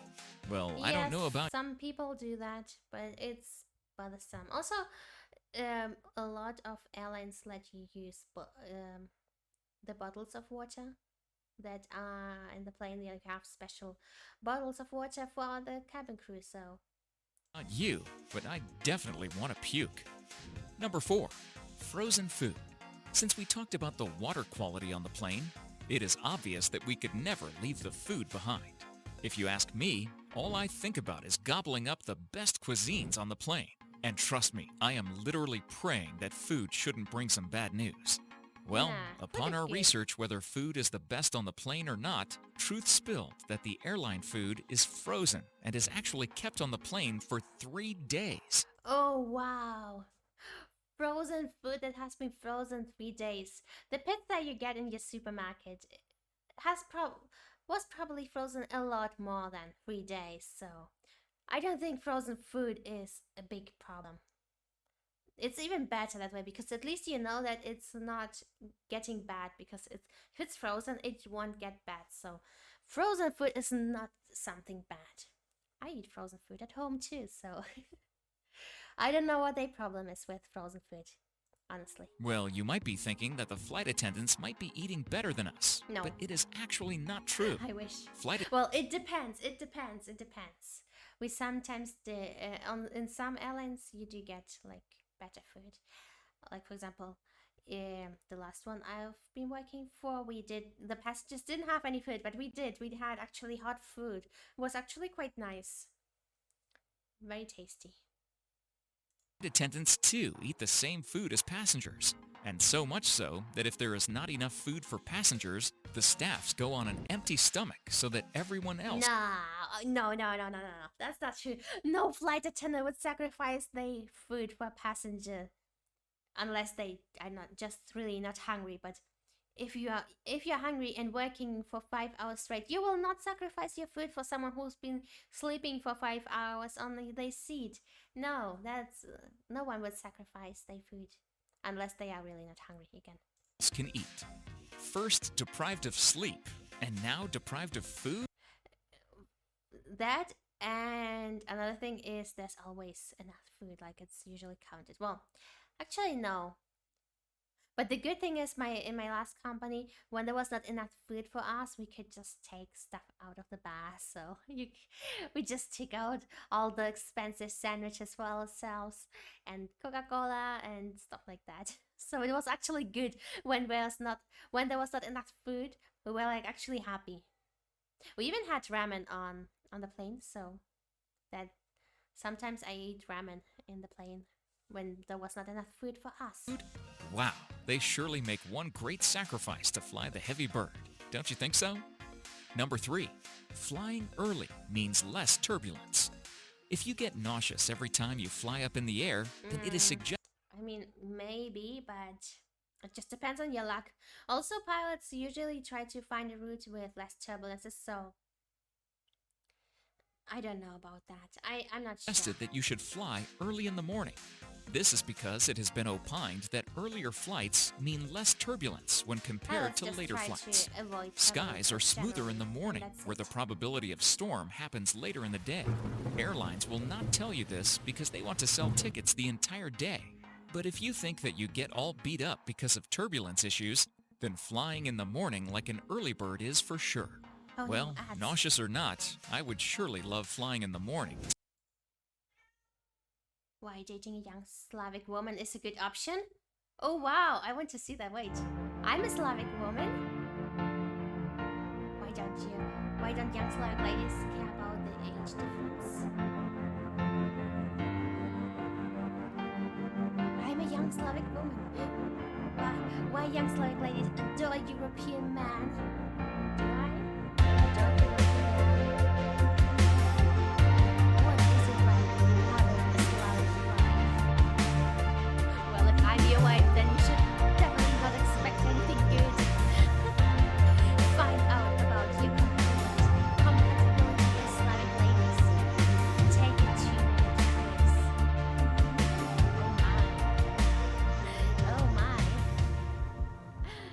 to do this. No, to see but those actually, mesmerizing wait a second. This gives me an idea. I want to make another video like this, but the secrets about Slavic women. Yeah, that I want to do that now. Like not right now, but generally. I need a Russian outfit or something. I need a Slav outfit, or maybe just sports suit like Adidas, and making the Slav squad. And we'll review the truth about Slavic women, and if I am compatible with them. Probably not. clear skies. Number 2, no fly zone if you have a cold. Since we are talking about when you should fly and when you should not, it has been stated that one should not fly if they have a cold. The reason I did it. I did work lots of times. Like, I hate calling in sick. I've been working so much sick, which is not a good example. You shouldn't, but I'm a good girl and I hate calling in sick, so I did do this a lot. And once I actually regretted it, because once I was so sick that, and it was even an overnight, so I flew sick to the destination, stayed in the hotel for one night, and in the morning I woke up with a swollen eye, because all of the shit from the, I don't know how to call it, all the green stuff. All the slime was like on the side of my face, where on the side I was sleeping on, so that was really bad. I had a swollen eye, and while flying it got so bad my eyes started leaking slime. So obviously after that I got to stay home. After my superior saw me with a slime leaking eye, I could stay home. I stayed like 2 weeks because all of the infection had to go. It was like the only time, in the whole year I called in sick.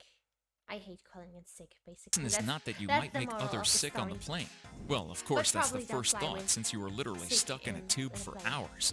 But the actual reason is that there might be ear damage if you fly sick. The pressure you experience while you travel in the plane might damage your eardrums, which will result in painful ear problems. It is nothing permanent, but it can take weeks for the hearing to return and also for the pain to reduce.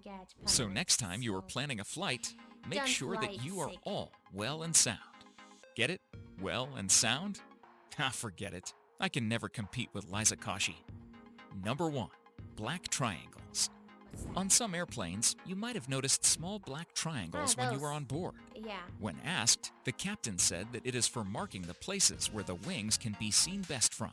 There is also a visual examination required if the pilot has any doubt with regards to the position of the flap and if the indicators are out of order. Thankfully, this only happens on rare occasions. So next time when you see some black triangles when you are on board, make sure not to freak out. So that's all we have for this video, guys. And by the way, next time when you are boarding a plane, make sure to keep this nitty-gritty in mind. Who knows, it might come in handy. I for sure will sway away from the water and would try not to gobble as much food as possible. Let us know in the comments below as to...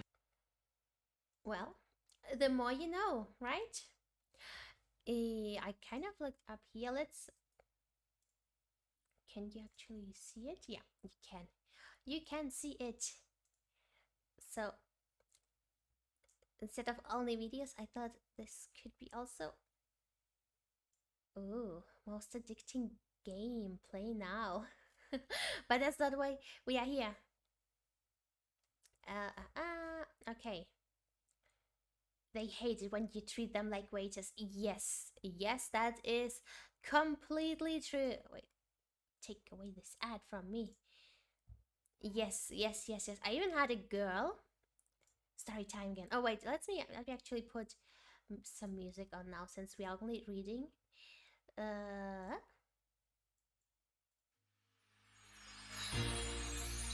Okay. So now I have some cute music there. Oh, it's too loud. Way too loud. We only want some background music and not the whole soundtrack here. So, story time again. This happened actually on the flight I was on.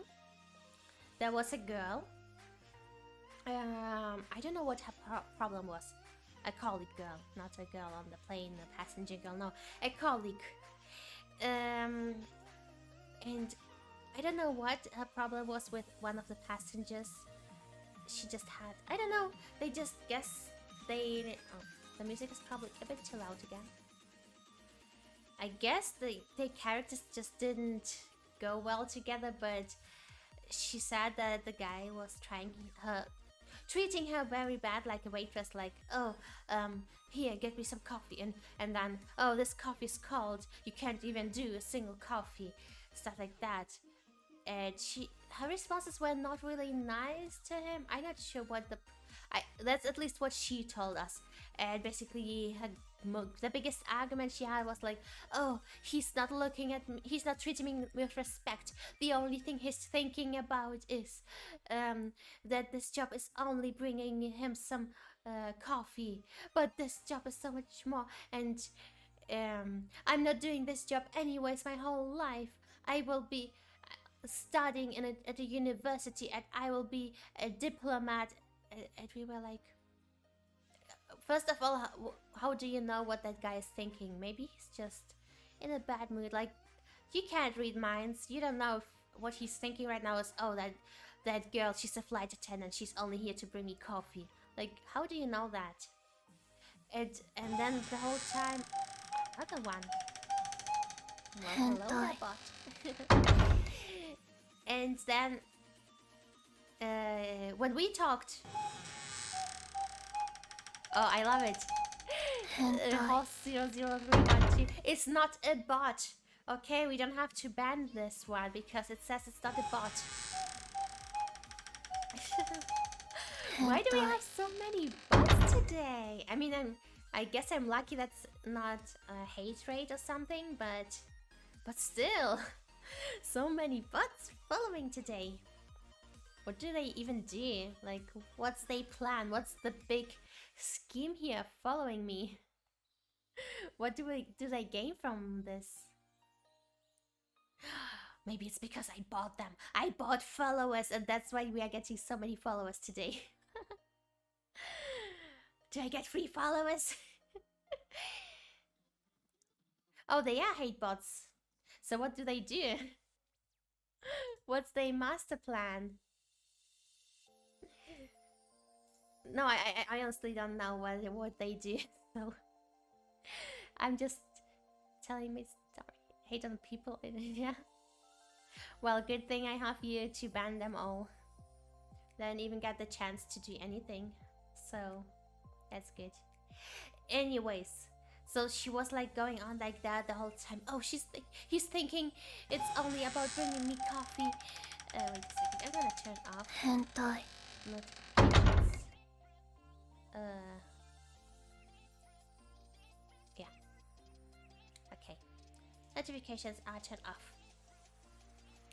And yeah, she was going like long time about how he's only thinking I'm here for bringing him coffee, but I will have a real job. And all the other flight attendants were like, you do know that we do like our job, right? And we do intend to do this for a longer time, and we do consider this a real job. And you're just shitting here on the job you are doing right now, and we are doing all here, and we kind of like it here, so yeah. But this is exactly what she was thinking, that everyone is thinking that I'm just a waitress, but I will be a diplomat. So yeah. I'm sorry it took so long to just say that, but that's what it is. Think flight attendants are just glorified waiters? Think again. Flight attendants go through rigorous training at my airline. 5 weeks. 5 weeks? That's... how much? Yeah, it's fine. 5 weeks is fine. 5 weeks, 6 days a week, for about 10 hours a day. It's pretty intense. It is very intense. I'm telling you that already. It is very intense. The training. Says one flight attendant. If you score less than 90% on a written test, you are sent home. That is true and not so much, because yes, it is true that sometimes it's 80%, sometimes it's 90%, depends on which test you are taking. But yeah, technically you would be sent home, but the airline is also interested that you pass, because they already invested money in you for you to do the training, so they are also interested for you to make the test. So even if you don't pass, they will probably give you a second chance, maybe even a third chance. And if you don't pass, but they at that moment, then they will definitely send you home, because you're just stupid. My 5 weeks I spent at flight attendant training were more difficult than the 4 years I spent getting my bachelor's degree. No, that's not true. That's not true at all. Bachelor's is more difficult than flight attendants training. Flight attendant training not only includes learning technical details of the plane you'll be flying on, there's also heavy safety training, which flight attendants learning how to safely evacuate the aircraft and even extinguish onboard fires. Point being, it's a tough job. Every job is a tough job. You don't need to say that. They're not rolling in dough. While there are plenty of perks to a job based around travel, flight attendants aren't living the jet-setting life of a celebrity. That depends on the airline again. I get paid approximately 38,000, says the flight attendant. It's a variable, but my company pays some of the highest wages. Wait a second, how much is... I assume that 38,000 is a year, right? So... 83,000... 12 months... 3,000... over $3,000? Well, that's actually very good. And you're saying that's a bad salary? $3,000 is a bad salary? Well, if they say so, okay. They pay attention to your clothes. Yeah, we already saw that one, that we look if your clothes are flammable or not. Even I didn't know that. See? They can confirm how unhealthy airplane food is. No, it's fine. I mean, it has more calories than it should, but it doesn't mean it's really unhealthy. And it's not like you are eating it every day, right? Unless you, I don't know, are a businessman and flying every day. But still, you don't get that much food on an airplane anyways. They don't like it when you ring the call bell too much. Yeah, that is 100% true. Another secret? No. Yeah, well, wait a second. Another secret no flight attendant will tell you about. Because it's against safety. But it is true, and it is done a lot of times. Sometimes on a plane, flight attendants turn off the call bell option. It is against safety because in case of an emergency, if you get sick or something, you can't call us. But flight attendants do that because we get annoyed when the call button is called too much. The more you know. So, if you need something on the plane, feel free to ask your flight attendant, but don't assume they're your personal butler. My biggest pet peeve? What's a pet peeve? Is when people are too needy, the ones who act as if they need their own chartered plane, because everything is all about them, says Rivers. They want instantaneous service despite the fact that there are 100 other people on board the aircraft. Yeah, that is very true, very true.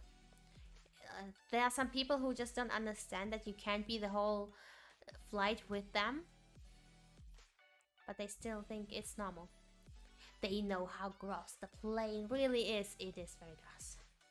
If you're thinking, of walking down the airplane aisle without your shoes and socks on, you may want to reconsider. People never reconsider. I've even seen toddlers straight up crawling on that dirty floor with their hands and then taking stuff into their mouth with those hands. It's disgusting and it's bad parenting. Also, people could step on the baby in the aisle, so another reason to not let your baby crawl on the floor, probably. Do not walk around barefoot. Pee and poop happens all over, says one flight attendant. Yeah, we talked about that. I told you that it does happen. I feel like I witness an accident regularly in the seat or in the lab. Lab is short for laboratory, in case someone doesn't know. People get nosebleeds or their wounds open. Obviously, when we land, it is thoughtfully cleaned, but in flight, our resources are limited. No, even after you land, it is not thoroughly cleaned. They seriously need you to turn off your electronics. No, we don't. But okay, when the flight attendant asks you to turn off your electronics, they're not messing around. Because communication between air traffic control and the cockpit can be interrupted due to electronics. Not just from one person, but from a joint effort of all the electronics passengers have. It matters a great deal that passengers should place electronics in airplane mode during taxi, takeoff and landing, says Rivers. Their safety is at stake. Yeah, we do tell to turn off your electronics, but we don't. So, there you have it, another secret. They have a special sleeping cabin on international flights. I wish I had that. I didn't have. They can't get you drunk. Yeah, I mean, that's quite obvious. I won't even read that one. They get hit on a lot. Maybe I'm ugly. Am I ugly? I only got phone numbers like maybe 2 times in total. Am I ugly? I don't get hit on that much. Save your corny lines. You're probably not the first, 5th, or even 100th person to hit on your flight attendant today. Many industry professionals say that compliments and sexual harassments are part of the course. Passengers compliment me frequently. They tell me I'm beautiful or I have a pretty smile. I thank them and that's the end of it, says Rivers. Well, Rivers, good for you. I don't get that. I don't get that many compliments. I get more compliments from colleagues, actually. Like, wow, Sia, you have so beautiful eyes. Actually, that's actually true story. True story. Yeah. It did happen to me. I had a full packed week of flights, and I don't know why. Only that week. Not only. Generally, I do get compliments besides that, but there was just 1 week. Now, when I got from 3 different completely people, from 3 colleagues, female colleagues, telling me, wow, you have such beautiful eyes. I was like, what is happening this week? Like, because the first day, okay, yeah, I do sometimes get the compliment that my eyes are beautiful. I do get it quite often, but not as often as that week. Because I got it the first time that week. I was like, thank you. I don't know what people see in my eyes, but thank you so much. And then literally the next day, with completely different people working, another girl tells me, oh wow, you have such beautiful eyes. I was like, oh, thank you, yeah. Well, no, not yeah, like yeah, I know, but thank you so much. I was like, oh, that's such a nice coincidence. I got it twice, 2 days in a row. And then like 2 days after that, 2 days after, again, completely different people on the flight. And another girl tells me, wow, you have such beautiful eyes. I'm like, what is happening this week? Why? I started to look at my eyes like, what's wrong with my eyes this week? Why am I getting so many compliments on my eyes this week? I have no idea what triggered that. Sometimes I do get it more often when I dye my hair and it's fresh colored, like a good fresh color, but still. But I didn't do anything that week, so I have no idea why I got so much compliments about my eyes that week, because I do get compliments about the eyes, but it just sounds like I'm bragging. I'm sorry. I'm really sorry if it sounds like I'm bragging about my eyes. But I do get it quite often. But I don't understand. I think my eyes are quite normal. So, I don't know. I mean, yeah, okay. Like, I do like my eyes right now. But you know what I'm referring to. I'm not referring to these eyes. Yeah. Let's continue. But I never get compliments from passengers, because passengers usually just don't care about you. Like, it's so old school to hit on the flight attendant. Nowadays people are just busy with their own stuff. They just don't care about you, and you don't care about them. People just want to get to their destination, and that's it. Okay, they would advise not to drink that airplane coffee. Yeah, we know that already. They work intense hours. Yes, yes, yes, yes, yes. This is sadly very true. Let's see what they say. Being a flight attendant is more than just hopping from the airport to home. Flight attendants regularly work long hours and take multiple trips each day. We don't have a working week per se, but we need to work up to 8 days in a row if they all 2 sector short haul routes. Says the flight attendant. We can also work up to 4 flights a day, or operate 2 15-hour flights in 4 days. Yeah, okay.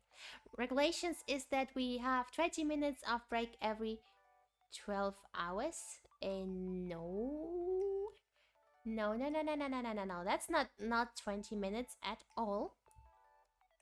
Wait, let me see if I read that correctly. Regulations is that we have 20 minutes of break every 12 hours. No. It depends on a lot of stuff. It depends on how many hours you have been flying the whole month, this week, what the company says, but not 20 minutes. That's way not enough. Not enough at all. I can say you that already. Okay. But yeah, you can be working a lot. They can get you an upgrade. That is not true. I am God, and I decide who sits where. If I like so, I can tell you to sit in first class. And if I can't downgrade you. If you paid for first class, I can't take you out of first class, but I can upgrade you if I want so. If I really like you, I will upgrade you. Like when there's, for example, coming a colleague, not even a colleague from our company, but they just say, oh, I used to be a flight attendant, or I'm a flight attendant from this other company. And you'll say, oh really? Wait, let me find you a nice seat or something, a nicer seat at least, so you have more space. Let's see what this one says, and if it's true. Your polite treatment of your flight attendant is certainly appreciated, but the flight attendant won't actually offer you an upgrade because of it. I'm not the person who makes the decision to upgrade someone. That's the gate agent and other determining factors, says Rivers. That's not true at all. Like, if I like someone, I can just seat them somewhere else, and that's it. And if it's a place you would usually have to pay, I would just ask the senior and tell them, hey, look, that guy or girl, they are a colleague. I will sit them in first class. Is that fine? And we'll just say, yeah, of course, go ahead, and don't forget to offer them a free coffee or water. it's definitely not the, who was that? The gate agent. The gate agent doesn't care who sits where at all. No, I mean, yeah, they do care, but they don't decide it. I mean, they do kind of, but if I decide to change someone, I can perfectly do that. However, she says that making good impression could help you put in the running for a better seat. I would guess that someone who dressed professionally is more likely to get upgraded than someone who has on jeans and sneakers. Wow, that's so how do you call it? Like someone who judges people by the cover, like what they look like. Someone who judges people on the basis of what they look like. I don't like this at all, because that's not true. No, I don't care if you are in jeans or sneakers or if you have a suit, actually. If you are nice to me and you have jeans on, I don't care what you have on. You could be a punk, and if you treat me nicely and if you are a colleague, I will still seat you in a nicer place. She says. Although you might not get the first class seat, you can still enjoy A-list treatment and some serious savings if you know the secret of how to get your hotel room comped. I don't know what this comped. But anyways. They rarely have to kick passengers off a flight. Yeah, of course not, because usually people know how to behave themselves. I don't even want to read that. They have to deal with rude passengers on private planes. I guess I never flew on a private one, so. But no, you have to deal with rude passengers anywhere.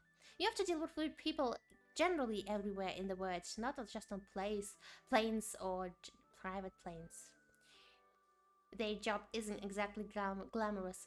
No, it is. The job is not glamorous at all. If that's what it is, but some aspects are actually not. Okay, wait. Let's actually read it first, and then I will tell you a story. While TV shows and movies may take the life of a flight attendant seem like a non-stop party, the actual job is rarely that exciting and involves early wake-ups and long periods of time away from home. Depends on the airline, again. Depending what type of flights you do. If you do 15 minutes flights, then you will probably be a lot at home. If you do 12-hour flights, then you're probably not always at home. But okay. It's not as glamorous as it seems, says one flight attendant. Only one. No one else, only one flight attendant says that.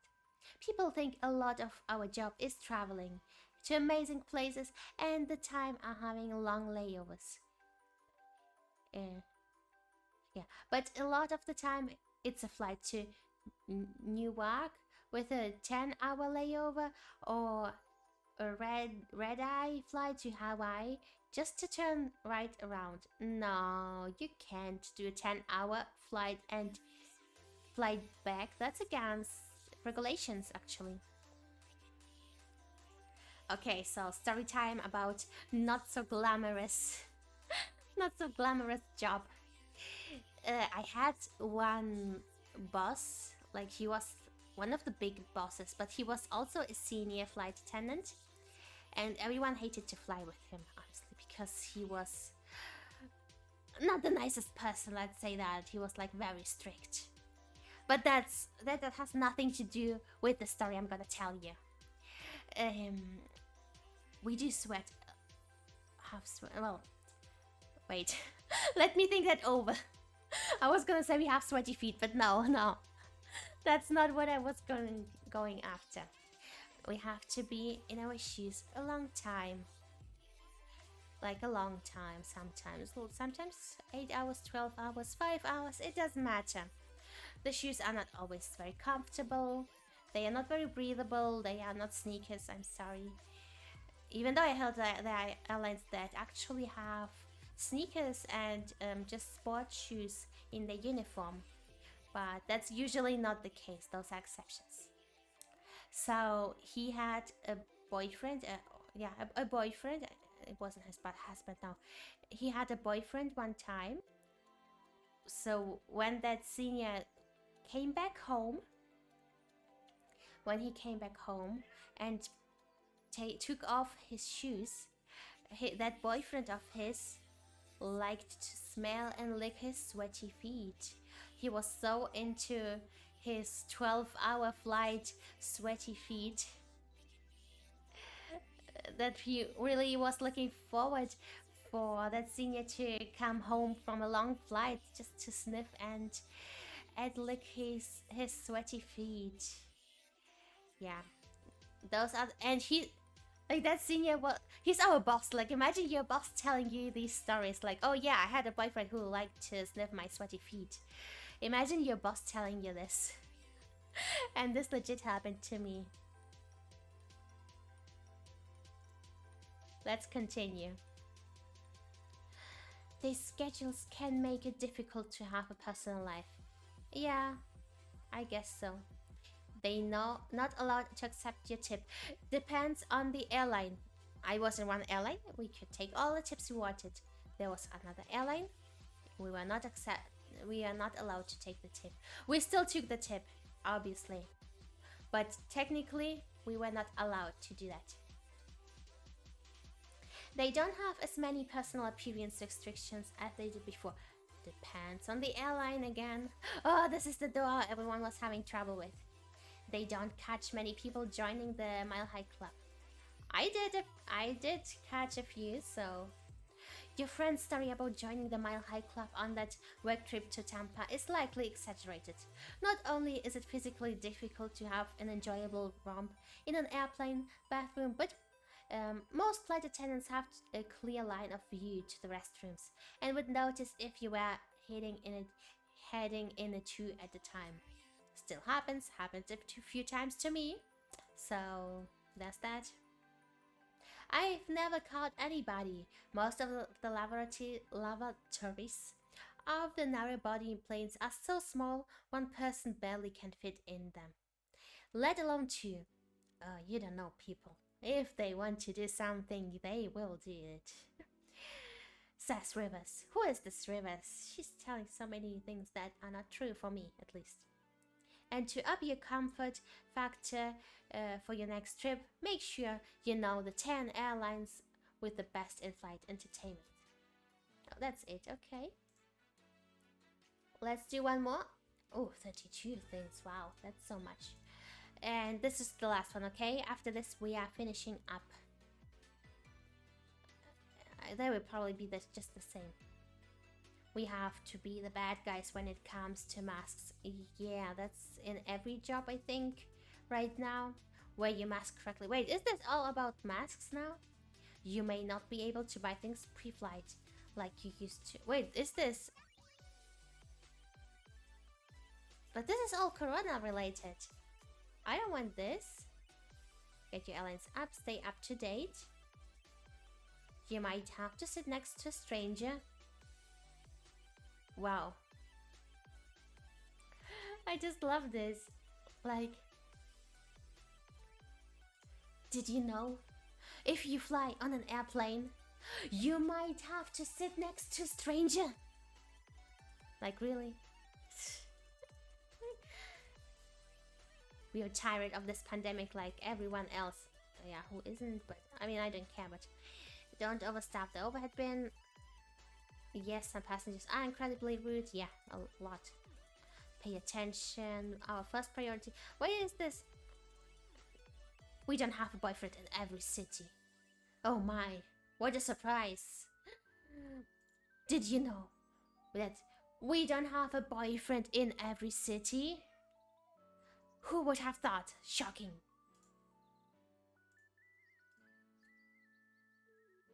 No, you can't sit wherever you want. What's that sound? If you're traveling with a small child, you can keep hearing bells, and more bells. Please look to see if your child's playing with the flight attendant call bell. Oh, sometimes happens. Come prepared. Listen to us. Be respectful. I don't like this one. Here, 25. Oh no. Well.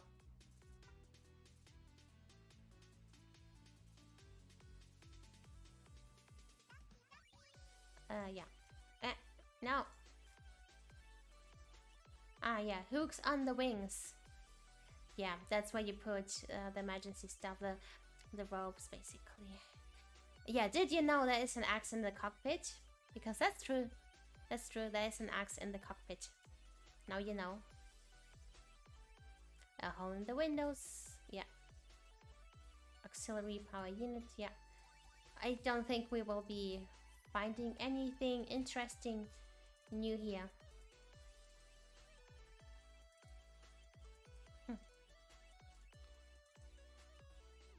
Wait a second, okay? I'll be right back. I'm hearing my cat quite close, but I can't see her, so wait a second.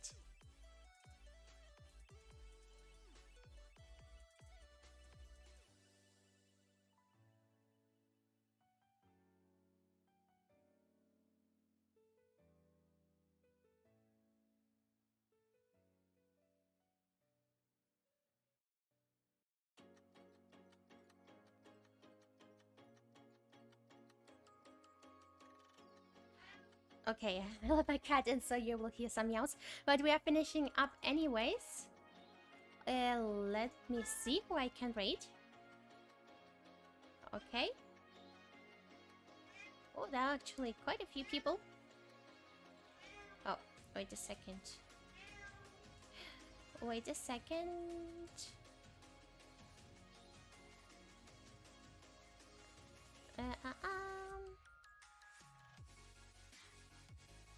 Let me see. Let me see who we can raid.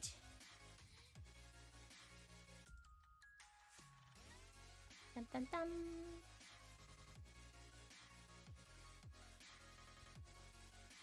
No, this one is not live. I'm really sorry for making you wait, but you know I can't prepare this because I never know who is live and who is not, you know? Oh wait. Ba-bam. So I'm really sorry.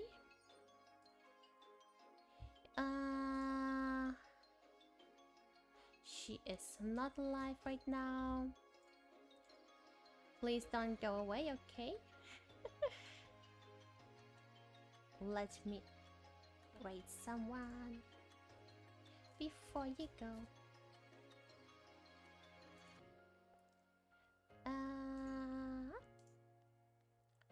Offline, offline, offline.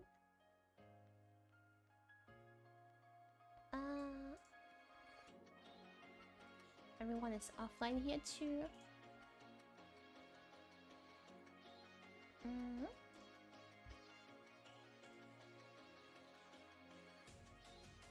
Oh, wait a second.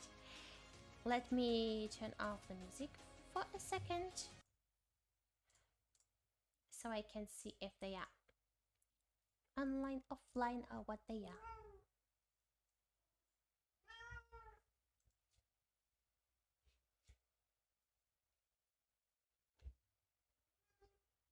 Yeah, I think...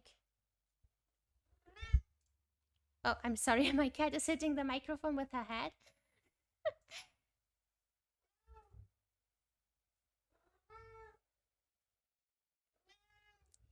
Ah! Neesh, neesh, neesh, neesh. Stop hitting the microphone with your head.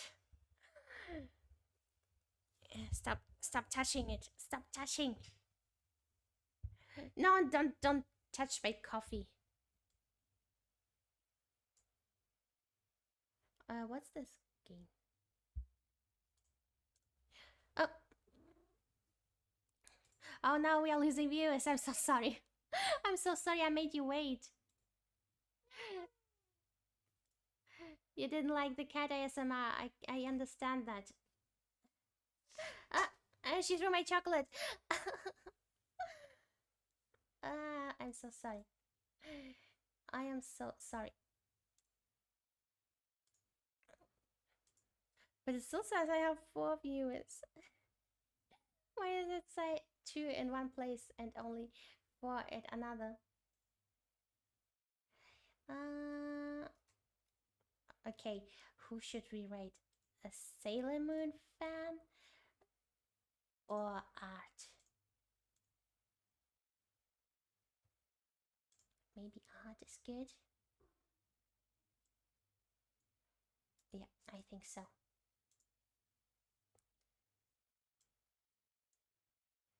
I do like myself some good art.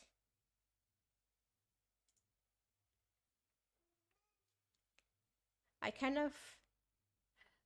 of want to wait until the 4 returns, because it is technically still 4. It just doesn't show right now for some reason. And it's much more nicer to raid with 4 people than with 2. I don't know why it's showing 2 right now, and 1 in the OBS, but on Twitch it shows 4. Why is that happening? Maybe we can read another one while we wait. Let's read another one. I'm so sorry. Before we go, I know this is dirty of me to do so, but 10 secrets. I swear, if it's again about the chimes. Oh, it's a Watch Mojo one. You can ask for more food. No, you can't. No. Fragile containers get tossed around like the rest. Yes. Very true. Also, there is no such thing as fragile suitcases. They will not read all the stickers on your suitcase. Complimentary items are reused. Yes, only if there are some, because most of the time there is just no such thing as blankets, and people get really offended by that, like, how dare you not have blankets and free tomato juice? We are on an airplane. How dare you not have a free blanket for me? I've seen it in the movies. Oh, another one is, I flew 20 years ago, and 20 years ago there were blankets on the plane. It's like, yeah, okay, then fly 20 years ago, please go ahead. Right now it's extra weight, and extra weight means extra money for the airline, so there's no way the airline will invest in that. Not because they are stingy to buy the blankets, but because of the extra weight, basically. Changing tray tables. What's that mean? You may want to leave your tray tables in the full and upper position after this. They're typically used for the independent purpose. They are those who use travel tables for more unconventional activity. Changing diapers, yeah, we know that. While it would naturally be more sanitary to change diapers elsewhere, some parents or guardians prefer convenience over courtesy. There are no doubt occasional emergencies. This habit has likely contributed to tray tables having 8 times more bacteria than the bathroom. Flush buttons, gross. It is. It's very common. Flight ranges are inflated. Yes, they are, just in case there is a delay, so you can sue the company. Not because you can sue the company, but basically, oxygen masks don't last long. No, they don't. Yeah, 15 minutes. Sometimes it can be 20. Basically, yeah. Oh, that's it? Those are already 10 things? Okay. Let's see another one. That emergency oxygen mask lasts about 15 minutes. Yeah, we just saw that. The chimes. It's technically impossible to die on a flight. Yes, that is true. I actually wanted to talk about this before when we are talking about the dead people. Well, we did actually, kind of. I did tell you that we can't decide if someone is dead or not. So, although flight crews are trained in basic first aid and some are even qualified to perform resuscitation, we all are. Not some of us, all are. Most flights do not have any staff members on board who are qualified to declare a time of death. Exactly, that's what I was talking about before. This means there is technically no such thing as a mid-flight death in the legal sense, as individuals will only be declared dead upon landing, according to the BBC. Yes, this is so true. Technically, legally speaking, you can't die on an airplane.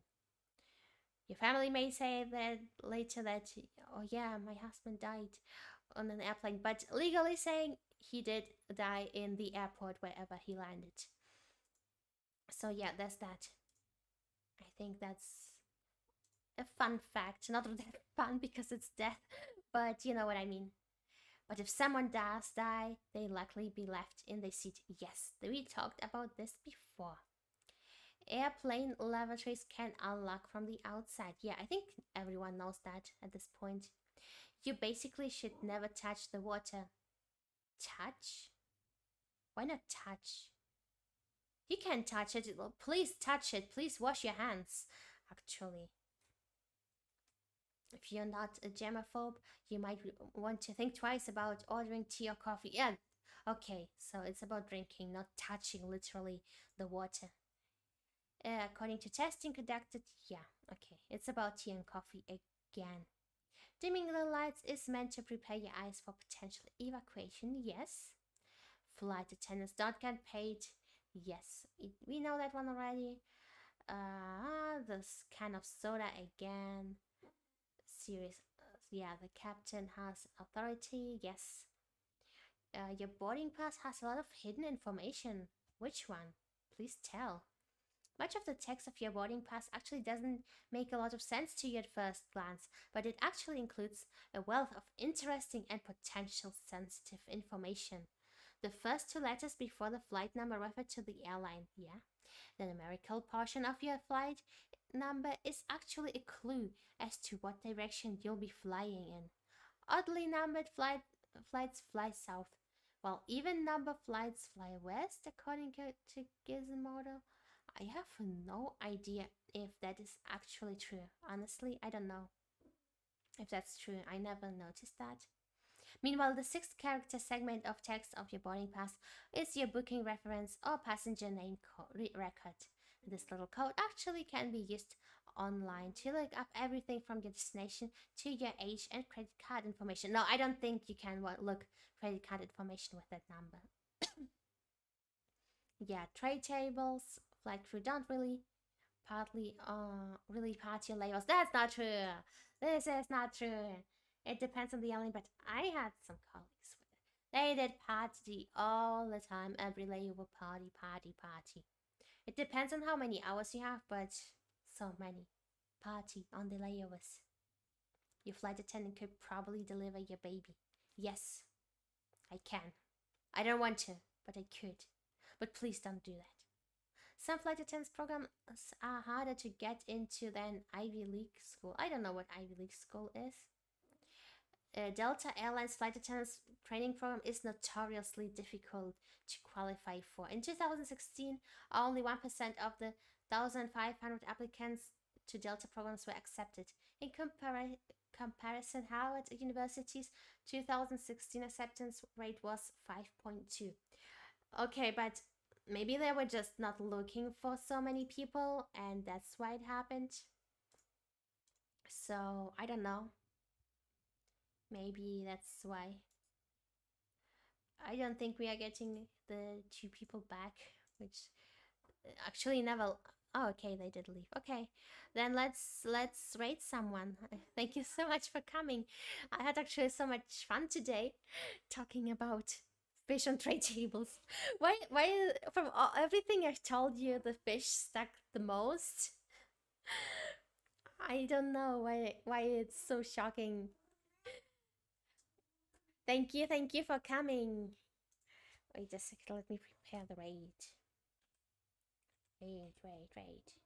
Raid Shadow Legends. Sponsored? No, not sponsored. But they could if they wanted to. Wait a second. They could and they maybe should. Wait a second, just for a second. I'm really sorry, I'm making you wait. So sorry.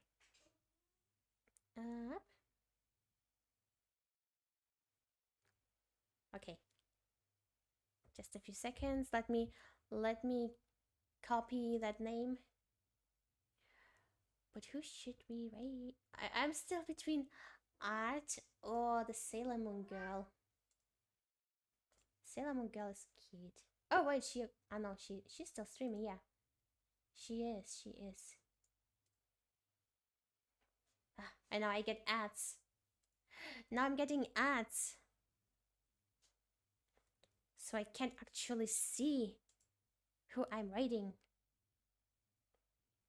I still have to figure that out, like when I go to fill up my water bottle or to the bathroom. How do I play ads? I mean, that's probably a way, but because I've seen people do it, like when they leave, they just leave ads, so it's not that boring to wait.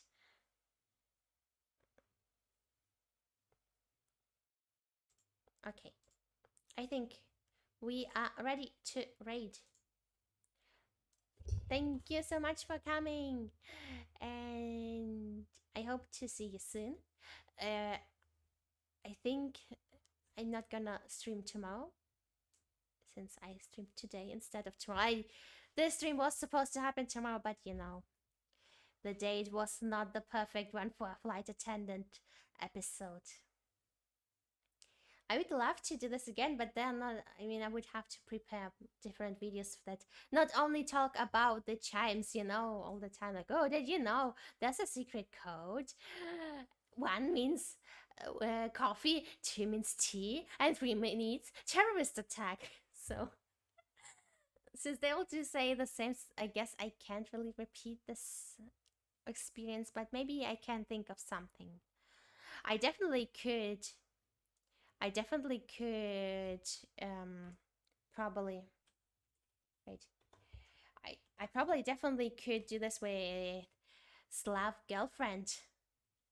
Like 10 things you didn't know about Slav girlfriends. Anyways. 6, 5, 4, 3, 2, 1. See ya!